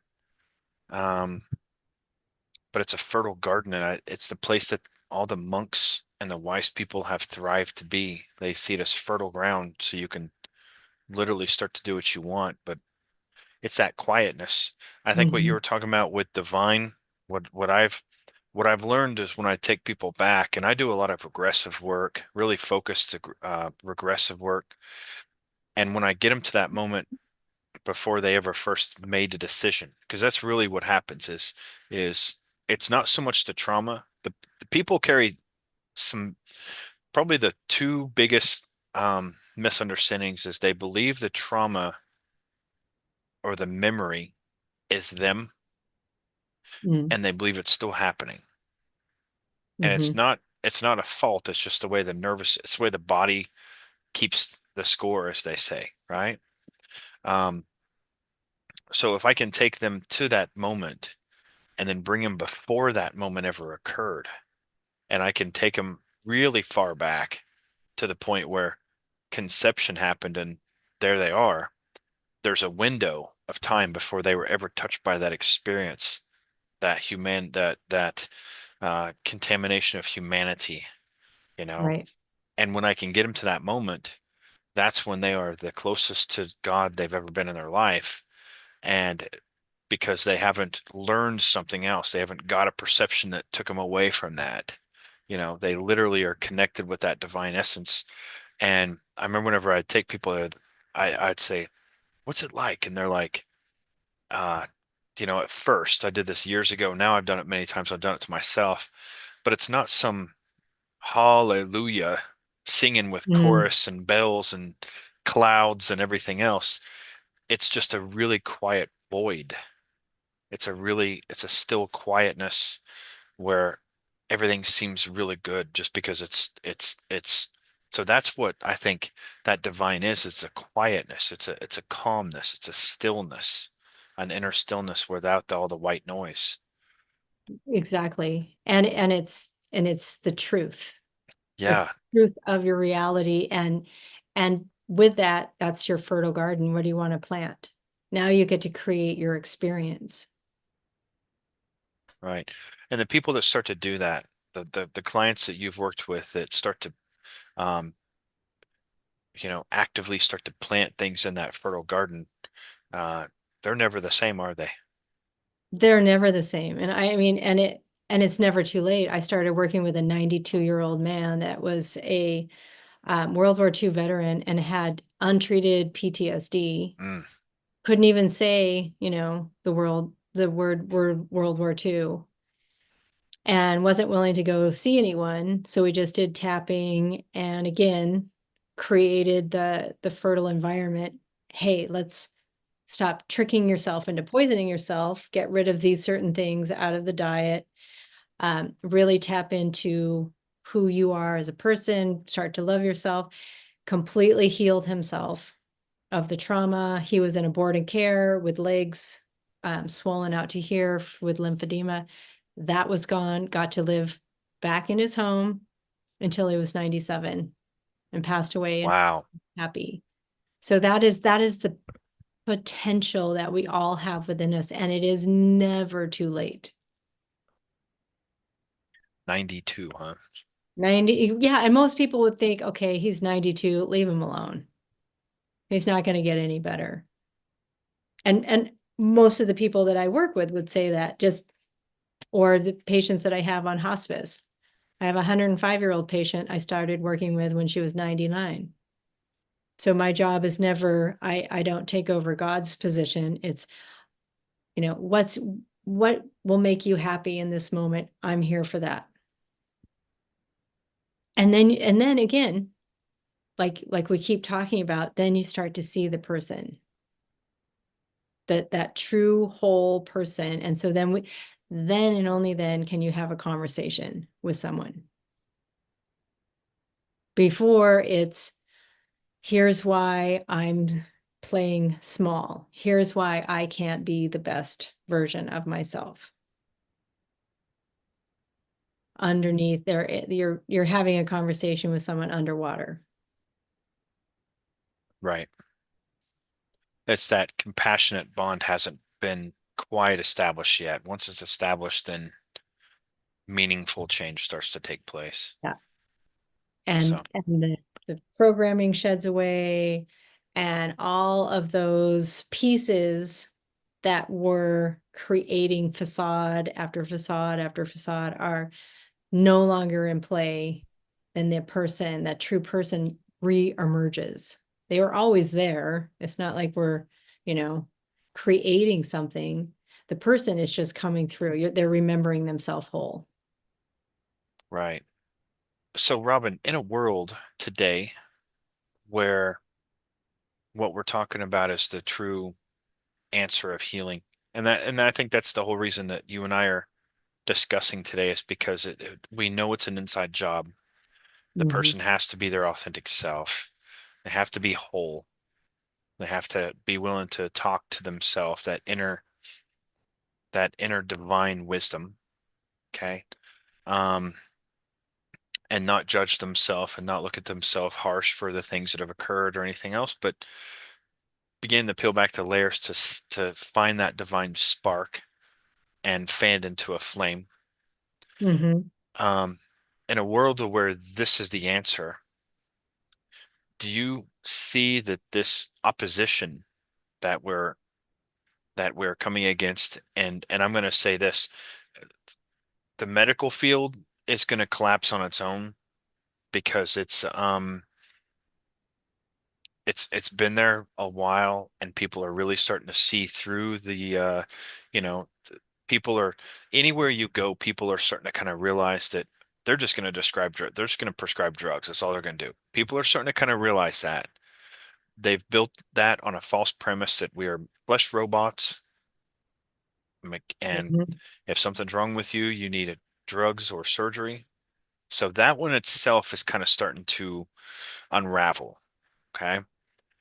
The other one that's looked like looked like the answer, that's not the answer, would be the functional medicine and the naturopathic and things like that. Now, I'm not going to generalize them all, but I'm going to Right. say most of them. Okay. Each one have their own different exceptions, and there are some focused practitioners that are like you and myself saying, hey, this is going to be an inside job. Yeah. Do you want to heal? There's going to be, that there's going to be things you really have to change about yourself on how you feel about things and letting old wounds go and being able to bathe yourself in the things that used to trigger you. Hmm. Get to where you can bathe and you can't let that person upset you. What they did wasn't right, but you need to where you can bathe in their name and their face and all that stuff, and it just has no effect on you. Yeah. No sting at all. That's another thing that's going to take place with healing.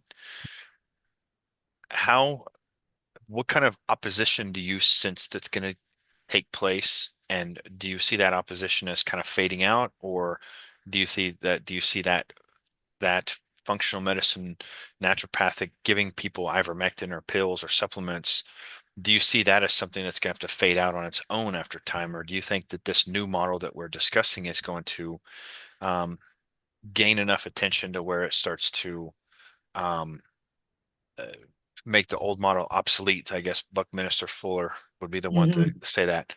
What's your thoughts on that? Well, I mean, that's a great question. That's the question. And I know the solution is to starve the system with our energy. There's no head of the snake to cut off. It's the medical industrial complex is not the problem. Hitler was not the problem. It's the masses that followed in line. And so if we get enough people that are lit up, that, are doing things simply and have a glow, you draw people to you. They ask what to do. It's always point the light inward. If we have enough people that are able to do that, the system collapses because it's starved to death. We are no longer mindless consumers buying junk on Amazon that we're going to put in a garage sale in a few weeks. We're now lit up by things that truly matter to us, and those are experiences and connections to other people.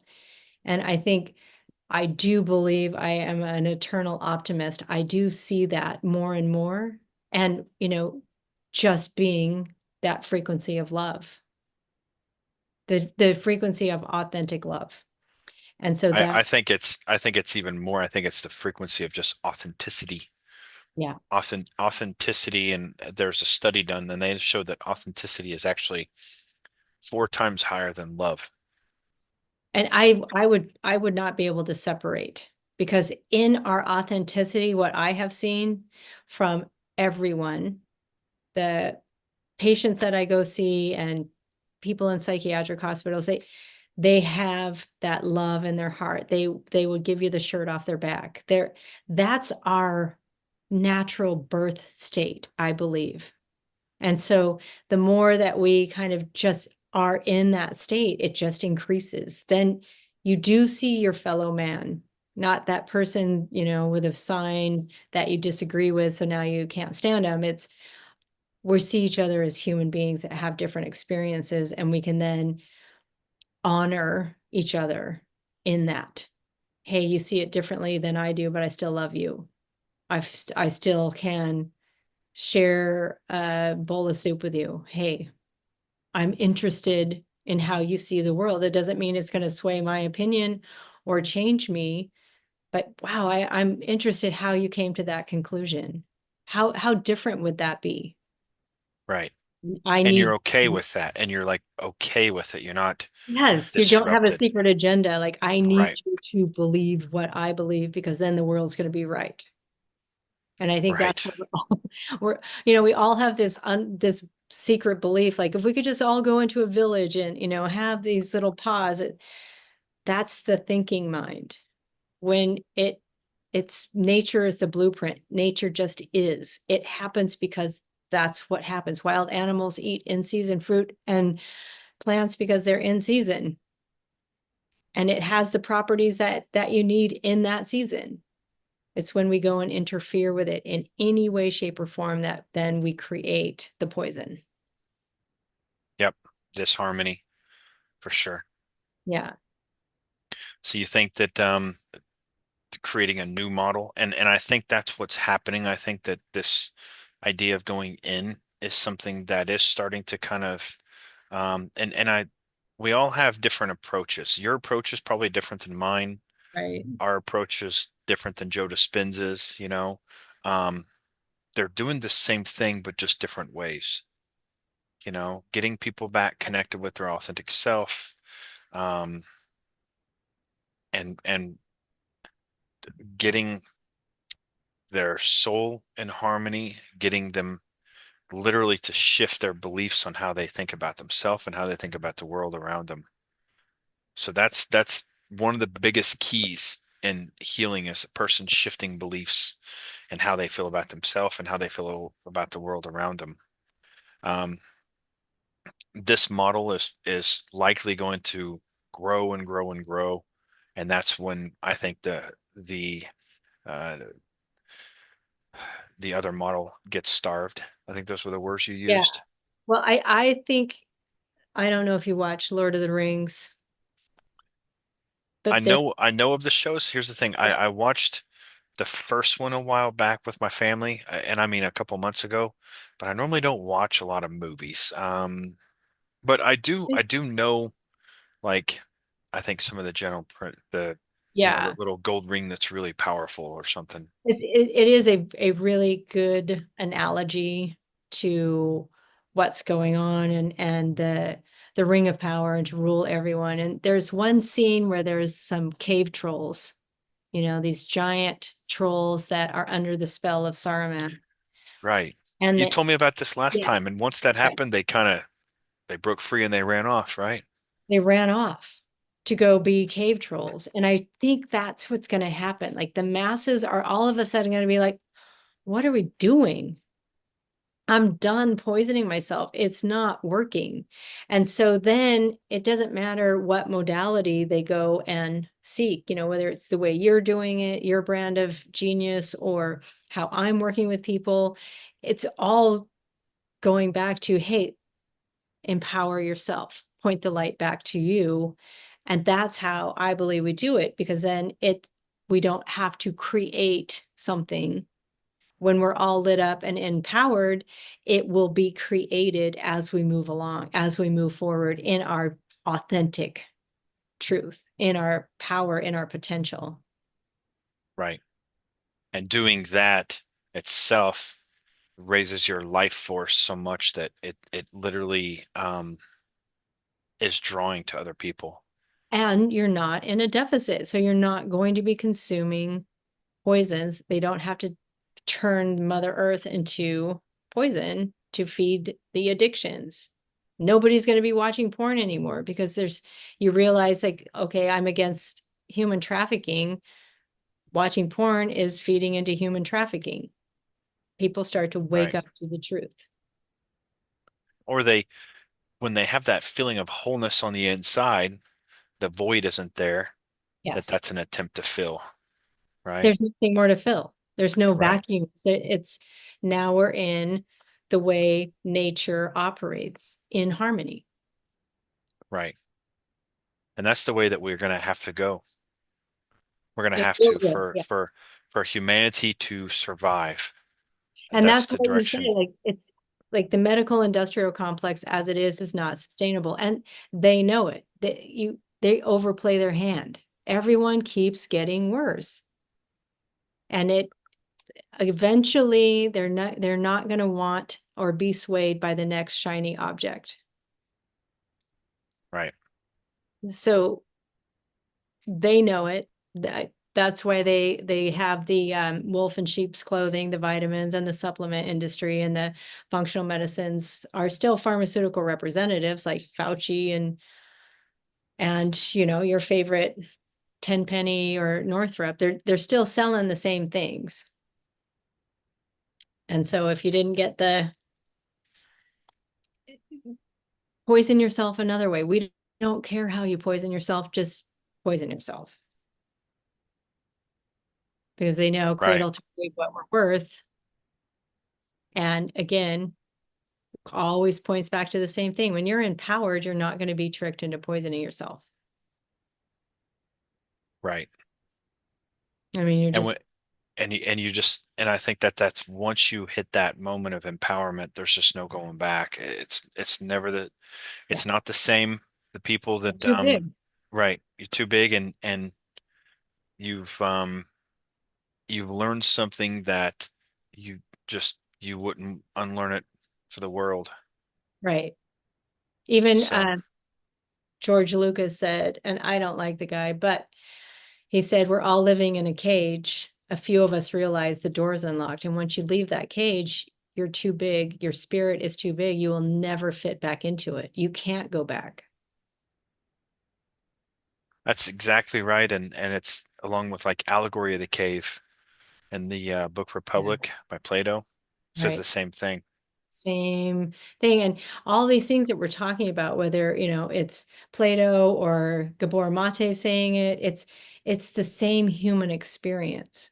And everyone, even if you read nothing, you grew up in a cardboard box in India, which I've seen, you can still find that truth, that universal truth, that universal understanding. Like, we don't have to be well read and well educated. Sometimes it's better for not to hear what is your brand of genius. I really truly want to hear how you see the world. What's your perspective? And that's how we learn and grow and evolve within our own self. Like, what resonates, what ideas had I not thought of before? I that's where I love to just be kind of on that edge in my life, surfing on that edge of new ideas. Where was I wrong before? Looking at myself 5 years ago and cringing, like, wow, I was really underneath a few spells. I'm going to think that 5 years from now. Right. And I agree and my newest thing is looking at my face and finding marks from traumas, looking at my ears and finding times whenever I went through circumstances and that left marks, blemishes, wrinkles, things like that. And when you heal that, it goes away. This this right here is kind of my newest one. I don't know if you can tell, there's a wrinkle here. Uh-huh. And it's fascinating because this tells a story about blocked liver qi. And that means that at one point I expressed anger, probably as a little child, and the response, because it's on the left side, Right. it's probably my mother. And the response or the reaction I got from the adult parenting figure made me and hold back and suck in that energy and not fully express it. So that's kind of my newest endeavor is finding these marks and undoing them. And this thing actually, um, about 30 days ago was twice as deep. So Wow. when I do this, you can see it, but it used to be, uh, I don't know, it's just kind of difficult to see through maybe the camera screen. But um, if you look at this picture of me right here, you can see it very, very Oh, yeah. significantly Yeah. deep, right? Very, very deep there. And then just within a few weeks, sitting on my couch, and you can Oh, see yeah. it's quite a bit Yeah. disappearing. Just the shading in here, though, makes it where it's still visible. But when I do this, you can see it kind of disappear. And this is traditional Chinese stuff that they've done for 3,000 years. But it's looking at the face, looking at the ears, and seeing what story it tells, because it does definitely tell a story. And when you change that story, the body part changes. Oh, that's so interesting. The ears, I'm literally having clients send me pictures of ears. We're doing things and their ears change shape because we're holographic. We're nothing more than balls of light. Yeah. And when you change those internal things, not only do they feel better, they express themselves better, um, but their body changes shape to reflect that as well. So it's really, really fascinating, really cool stuff. And that goes right along with, as this energy field that we have. And I've seen these strands of energy coming off of us. That's how when somebody's thinking about you, your strands connect. and they're going to call you, or they're, hey, that's so weird you called. I was just thinking about you. But also, with water, you're feeling something, you're thinking something. Veda Austin does this where you just take a picture then of Who does? Veda Austin. Okay. She'll take, write love on there or put her hand on it, and it will take impressions of you. So it's just that's her taking pictures of the water, but it's everything. It's the world around us. So then when you are in presence with another person, you're the healing energy. That means, you're the healer. So I have an intention of healing. I can get it twisted if I think I'm doing it. And then I need to tell you, like, it's going to be your diet, and it's going to be this supplement, and it's going to be that. It's just that, But don't change anything else, just these, right? yes, exactly. Right, right. Instead of it's my intention of healing, and you have the intention of getting better.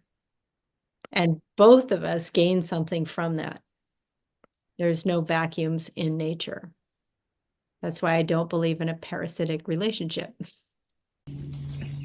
Hey everyone, I'm Dr. Gabe Roberts, and if you're a functional medicine practitioner, a naturopathic practitioner, or a chiropractor, and you want to be in the top 5% of your field of being able to resolve childhood traumas effectively and completely change the trajectory of your patients' outcomes and healing, you need to click on this link below. Right. And that's exactly true. On many accounts, not everyone that gets exposed to the microbe gets ill. Not everyone that gets exposed to toxins gets ill either, and make no mistake about it. When they're spraying the stuff they're spraying on us and we're exposed to, I don't care who you are. I don't care who you are. You've eaten some kind of genetically modified crap. You've eaten it. You've eaten Exactly. some kind of oil that's, not meant for human consumption. Yeah. And we can freak out about that, and we can screen it and try to micromanage everything. And I do agree that we should make intelligent decisions, Have the awareness. have the awareness, right? Um, but being connected with divine puts you in such a state to where you're not impacted by these things. And And you instinctively avoid them. yes, like you were talking about earlier with the child who had, let's say they had the right parenting conditions, um, that child growing up into a teen would probably never even need to take that vape, never Exactly. even need to take that alcohol, even though they wouldn't even, they wouldn't, of course, resonate with it. So if they did, they wouldn't like it. But because they're so grounded in who they are, they would refuse it and not really even care about what anyone says if they're like, "Oh, you're too good. You don't want to be part of the Right. crowd." They wouldn't fall to peer pressure. They wouldn't. Our Um, frequency is different. And so that when your frequency is a certain state, you're attracting equal frequencies. So you're not even going to be around those people that are so underneath. that's exactly right. It all turns They're out that not way. drawn to you, and you're not drawn to them. Yeah. And it is amazing how that just the change in your perception and your belief and your perspective, the world around you changes. Like the water changes based on my emotions. Right. It's everything that's moving and changing based on your emotions. There was a institute for aerospace engineer, I think it was in Germany. They took that experiment with water and took it to a whole nother degree. Are you familiar with that? No, I haven't. It's like Marsui Moto's work as well, but they took a uh, container and they filled it with water and they dumped a flower into it. They photographed the water and they found information from that flower in every water droplet. Wow. And then they thought, wow, let's take this to the next level. So they put this huge water container together, like a big water trough. They called in the community. So all the people come into the community and they circle around this trough and they give everyone a small dish. And as they start circling around, moving around this trough in a clockwise type fashion, they would take drops out and put it in the dish. You'd walk by, put it in yours, put it in yours, put it in your husband's, put it in your child's, put it in your other child's. Now the next person put it in theirs. And you guys are all doing a loop around this. And by the time you come back, we dump the water back into the trough and you take a photograph of it and you can say, hey, there's Robin's and there's Gabe's and there's Stan's. They could see just you holding the water that long gave an energetic signature to it, Yeah. and they could retrieve it. They could see it in the big trough of water together. So that's all our that's all this universe is made of, is waveform information. And the fact that it's waveform information, it has intelligence and it responds to the emotions and feelings of people. So Right. um, one of the things we have to do is develop that positive mindset. And I will say this, thinking positive is not enough. Mm. Thinking Or it's positive a is, Band-Aid, I think. what's that? I think it's a Band-Aid. Think just saying, okay, I'm going to think positively, but underneath is a rotting cake and you're just icing it with some positive thoughts. That's exactly right. So to get at that rotting cake, that's where the inside work comes in, right? Oh, The always goes back to that, doesn't it? It always does. It always does. And it can't be found anywhere else. No. Like I heard Earl Nightingale once talk about security. Where Hmm. does security come? Comes from inside. Oh, where does freedom come? From Inside. inside, right? Regardless what's going on with the nation, I saw so many people get so um into the election that Yeah. they were just so frustrated, they were so stressed and everything else. And I'm not going to lie, I paid attention to it. It's an important election, okay? I paid attention to it, but deep down, I would have been okay either way because it wouldn't have changed the world that I'm creating. It never has. It's two wings of the same No, bird. It's a theater meant right, for our division and distraction. And so when you can see that, you're no longer part of it. You're now starving the system. right. And I mean, the people, I know people that are always talking about how the billionaires of the world are the criminals, you know, the billionaires are the criminals, and all this capitalism and all this other stuff, it's caused all the problems, and people are getting rich and others are getting poor. And here's the thing, I do see that. I do agree with it. But it's not getting worse because of the billionaires. These are people that are just doing what they know to do. And the fact is, this field of energy responds to everyone. That's This right. field of energy called God responds to everyone. And if you didn't change anything about these people, if you didn't change anything about the billionaires or the middle class or the poverty, didn't change a thing, and you took all the money in the world and handed it out evenly amongst all the people, it would soon end up right back in the same pockets that it is now because of alignment, because of frequency and everything else. So Because you it's haven't addressed the rotting cake, right? right. That's exactly right. All you're doing is thinking you're going to fix it. Okay, let's get the money out of the billionaire's hands and put it into the people.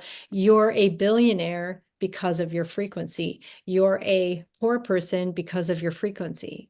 And that's hard to hear because it means take responsibility for your position in life. And I'm not Right. talking about the child born in a cardboard box in India. Like that is not their fault.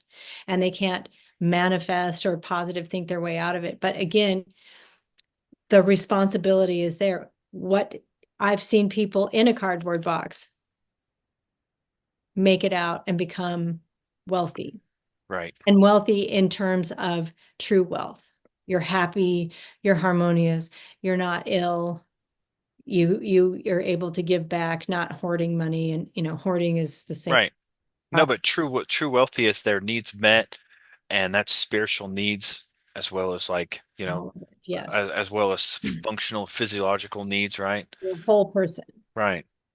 And Um, I think just with that, creating the perspective so that your perspective then is in alignment with truth.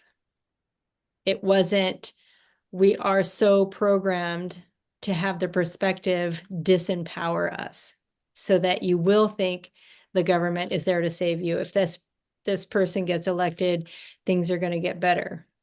If this person gets elected, things are going to get worse. Or if you voted for that person, I hate you. It's all that theater. We just need to stop buying tickets to the circus.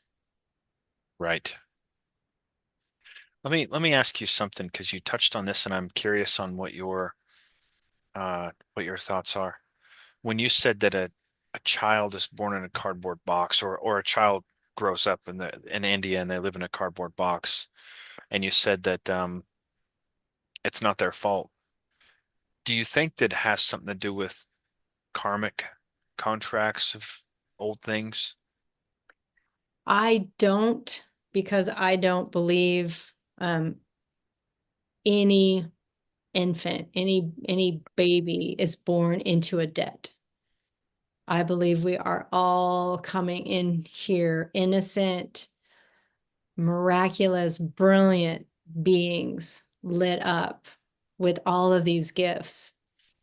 But though that type of baby is a poor consumer to the environment that has proliferated for centuries. I mean, this has been going on, I think, since the beginning of time. For sure. Yeah. Because we're all so powerful. Each and every one of us is so powerful and could change the trajectory of all of this. But that's why they spend trillions of dollars to keep us separated, to poison us in every possible sphere, from the chemtrails to the music to the movies. It's all programming us. And then our boosters are with the industrial food system. So we start to wake up a little bit, and then boom, have this poison infiltrated into the masses, and this one and this one, and get them to poison themselves, and then get them to pay for the poison. Right. And get them happy they're taking it. Right. Yeah. So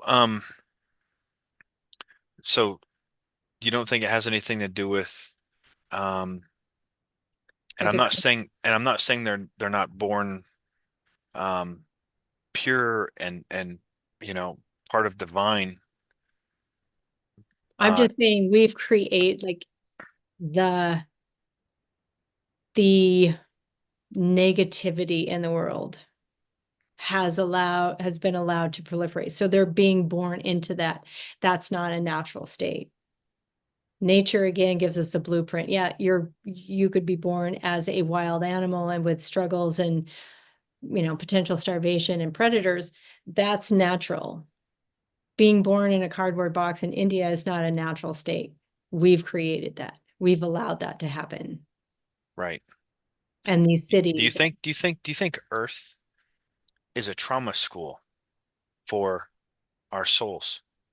I think definitely it is to challenge you, because you don't know who Yeah, you're if you're not tested to the nth degree. And the more challenges you have, the stronger and the more you will know yourself. But we would never choose the level of traumas that we have to be tested for. That's why we're here. right. You I know, I I truly believe that if Earth was a Garden of Eden, I don't think our soul would come here. what would you learn? Exactly. That's exactly right. What would you learn? How would you evolve? And I think that um, the ones that don't learn, because here's the thing. How much of this makes sense, Robin? How much of Earth makes sense? How much of it makes sense at all? And I don't mean logical sense. I just mean sense. You just described everything going on from, and now you could even say uh, certain attacks on our consciousness, I think, are taking place. Mhm. You can tell there's days. It's like they can just rip up a machine or something, and you pick up your phone and you're just like, oh my gosh, I'm in a worse mood. You set your phone down, and you're like, okay, oh, feels better. I'm not even sure what's going on, but it's like a pulsation through our Mhm. tech Yeah. that Yes. can change us and change our moods. And we obviously know, if you think about, let's say you're going to go buy a certain yard tool, just a random yard tool, something Mhm. to go out and do something in your lawn with, and you're thinking about that, and you think, well, you know what, I think I'll do that, and you pick up your phone, and next thing you know, you see ads for that popping up, you know. So there's Yeah, They, definite, they, they can interface with our thoughts. And I oh, know, for sure, I mean, I was just thinking about a canvas tent with a stainless steel wood stove in it. And I was advertised to that on Amazon. I didn't tell anybody. I only had that idea in my mind. And so they can definitely interface with it. But we are so powerful. That is the truth. We can hmm obliterate all of that. I can create walls and protection around me that they cannot infiltrate, no matter how hard they try. I cannot be brainwashed. You cannot convince me of anything. And I know all of us have that same potential, but we all do it in different ways. And that's the beauty of it. right. So they're able to interface with our thoughts, and they're able to, Manipulate them. manipulate everything, right? Manipulate all kinds of things, our food, uh, you know, the agricultural ways of industry for food, everything's just changed so much. None of it makes sense. And I don't think it's changed. I just think it's what we're aware of, Right. right? So none of this makes sense. And I think that Earth is a trauma school for our souls to see if you wake up or not.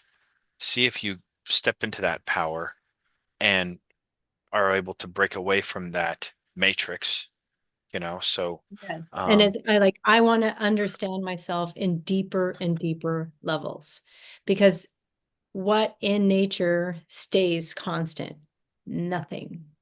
If it's not changing, it's going to decay and become something else, transform into something else. So we are the same. If you're stagnating, you are then decaying, you're putrefying. by You law, yep, by law. And that's what I love to just completely immerse myself in is just the natural laws of nature. And you cannot derivate from it. How many times do we have to biohack something to see that it has disastrous results? It's in the initial bloom of like, oh my gosh, it's working. I've hacked a sunrise and made red light therapy. You're standing in front of electricity and red lights. That's not good for you. You might have an initial bloom of something, but it's always going to end in disaster. It always has. Why do we think that we're going to improve upon God's medicine, upon Mother Nature? And that's where the humans create the challenges. Instead of right, just living harmoniously, you'll say, well, okay, where's the challenge in that? Let's be in the challenge of it. And that's why we're all here. And if it was just all, if you just said, okay, it's going to be all love and light and harmony with everyone and peace and love, no one is learning and growing from that. So when I say I like the trough of the wave, this is this moment. Like, it's challenging. The 2020 and trying to navigate around that, it was challenging, but like I felt more alive than I had in years. And I took my son to South Africa in the middle of it. And, we didn't get any of these, and we didn't get any sticks up our hmm nose ever, and nor will I. But I was like, can we do it? How can I get us to Africa and do all these things and not do any of that? And we did, because that's me on that, surfing on that edge of who am I? Because I want right. to know. And if I'm And not challenged, and who you are is infinite. yes, Who you are it's is choose your infinite. So, adventure, right? It's not, right, that's who I was in Africa, but that doesn't mean that's who I am. And we're so into labels, because then you now, try and squeeze myself back Oh, to for the box. sure. I'm Yeah. extroverted, I'm introverted, I'm whatever it is, I'm spiritual, I'm You're a white Republican woman living in California, all these things shrink down more and yeah, more. exactly. Um, I'm not sure how you're doing on time, but I do have to start getting ready for my day. Okay. Going Okay. to Napa and Sonoma. Okay. Well, Robin, it was great connecting with you today. I love these deep conversations This of is where they go, amazing. Yeah, I really enjoyed it. and really the compass needle always goes to inside, and that's what our message, that's what your message is to get out and tell people that, hey, the needle of improvement is only going to happen when you go inside, and you're free to decide what you'd like to do. It's up to you. You Right. have that freedom to make that decision, but understand that when a person keeps seeking out external things, it's just going to be uh, a window of superficial improvement, temporary improvement. So, It's a hamster wheel, I call it. It's right, endless sea of rabbit holes with each and it's shiny, new, improved, looks different hamster wheel, but it's still the same loop. right. And I'll tell you what, it's also refreshing to hear, um, not to single anyone out, and I'm sure not one to judge myself. Okay, we do enough of that unconsciously without even trying to. We can catch ourselves and be like, nope. But we tend to do that as humans a lot. We Mhm. tend to find ourselves looking at other people's vehicles and their shoes and all kinds of things. And it's an unconscious response, really. Our deep reptile brain has status control as one of the things. And why is that? Because the higher you are in the status of the tribe, the more the tribe protects you. Right. So the authority that somebody with a white coat says, you're automatically going to be like, unless you've broken free and you're always going to be like, oh, well, they said this, so that means I've got to do it. But it was refreshing to hear you kind of um, discuss what we both learned in Jason Christoph's group. Because at first I thought it was just me, and I thought, am I doing something wrong? Am I? And my wife, we're both part of it, and she goes off what she feels a lot more. And women have much more intuitive cues. Okay, I'm not going to say they have more. They have the same amount that men do, but women pick up on them. You know, I think it's easy for us to say, hey, I have a feeling, right? It's you know, exactly right. And act on that feeling where I could be getting hit with it in the head and I'm not acting on it. I'm just like, what is that? Where a woman can go, okay, this doesn't feel right. They yeah. have that and they have that intuition far more than men do. And And especially for men.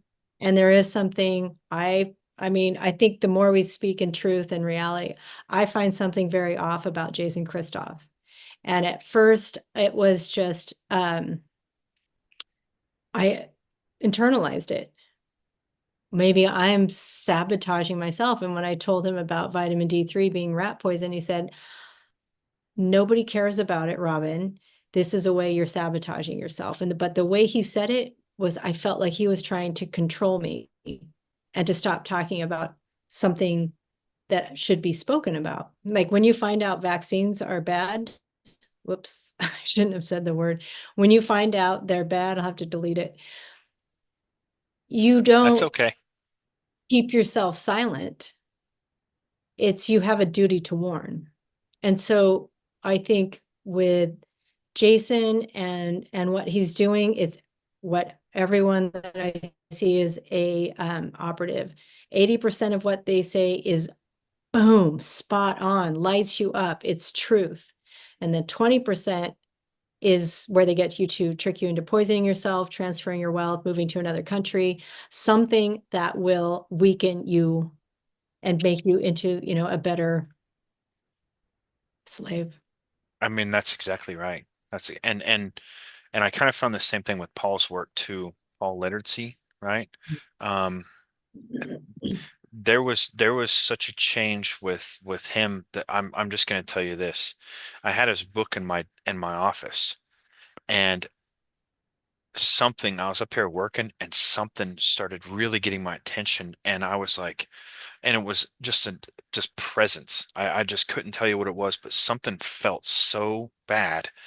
And I'm looking around, I'm going, and my attention goes right to that book. And remember, the unconscious mind always answers first. I grabbed that book and I flung it down my stairs because I couldn't leave. I was sitting, I had an Wow. appointment in a few minutes. I flung it down my stairs and it lifted up right away. And I thought, holy hell, you know? But Yeah. um uh, I did the same thing though. I started reading it and I got so angry, just like disgusted and angry. And I thought, oh, is that my ego? Instead of this is a true reaction. This is a true emotion. Something it's your is wrong soul. with this. Your soul It's is like, your this is soul. wrong. Yep. Your soul's speaking to you. Yeah. Because once I got that book in my house, I felt better. And I Yeah. thought, damn, I'm trying to learn something. And then it dawned on me one day. Okay, it just dawned on me one day. I was like, he's telling people about getting connected with your spiritual self, yet he's a gay man who's not admitting it. And it just dawned on me one day, and it wasn't a Yeah. judgment. It was just a download, Right. you know? And that's that higher mind giving you a piece of information that you're suddenly aware of, Yeah. right? Yes. Yes, because it's all in, the environment, the energy is there, the truth is there. The truth is there, and the feeling never lies. Y- That's it. And Your that's emotions, your emotions can lie. Your feelings never lie. your feelings never lie. And especially for women, it's a crass statement, but my girlfriends will say the pussy don't lie. Because if you're not sexually attracted to a man, and especially for women, there's a reason that you're not Yeah, matched. It doesn't mean he's a bad guy. It means it's not a match for you right. because it's not synergistically now working. And women tend to look at men as a meal ticket in a way. What is he going to provide for me? What's his job? What's his status? What's his Protection. masculinity? It's Protection. protection, right? It's protection, and again, the status, like is he one of influence? Would society protect him? Those kind of things. Right. And when you're in harmony with that, you will be then with the proper partner that you are then the yin and the yang, the synergy with. You're in resonance with, right? But Right. again, when we go against it and we ignore the feeling and we ignore what's within, And we talk ourselves out of it by going, well, they haven't done maybe, anything well, maybe, yet. well, They haven't, maybe, well, maybe. Yeah, I yeah, always say, if I ever say, well, maybe he's just, that's it, done. yeah. Because I am now cutting off my soul's message and I will never do that again. I did that for so long. Stop the message like, no, this is what we're going to do to be a polite member of society. I don't do it anymore. No, because what society demands causes people to have cancer. Amen to that. And you will constantly degrade a piece of your soul. I call it, you sell your soul a little piece at a time, 1,000 cuts for that wound, but you're still doing it. And I won't erode that whatsoever. And that I believe is self-love. Oh, for certain, for absolute certain, going with your feelings and what I call your conscious lying rational brain, Yeah. not what it tells you. Because Yes. because the conscious lying rational brain will lie, where the feelings, the heart feelings, the gut feelings, they just don't lie. They don't, they're an internal GPS that once you can start to trust this, like you did with your leg, your knee Yeah. injury, trusting that versus the conscious lying rational brain. Oh, you need to go to hospital. You need to seek out professionals. And the inside's telling you, we got this. Got this. And it's Trust telling you, it. yeah, we got this. And here's what to do. Just fine Yeah. tune this a bit and fine tune Yes. that. And next thing you know, you're like, wow. And it really reinforces you with your feelings. Yes. And you understand it's not a timeline. medical industrial complex, 6 weeks to do this, 8 weeks to do that, 10 weeks to do that. I hear everybody, they're not, that white coat is not inside your body. So you have now, again, ignored your Interpreter. body, and here's the interpreter to tell me what to do with my body. And again, when that responsibility was on me, boy, I was in tune with everything, because the fear comes in, which is great because it's my messenger.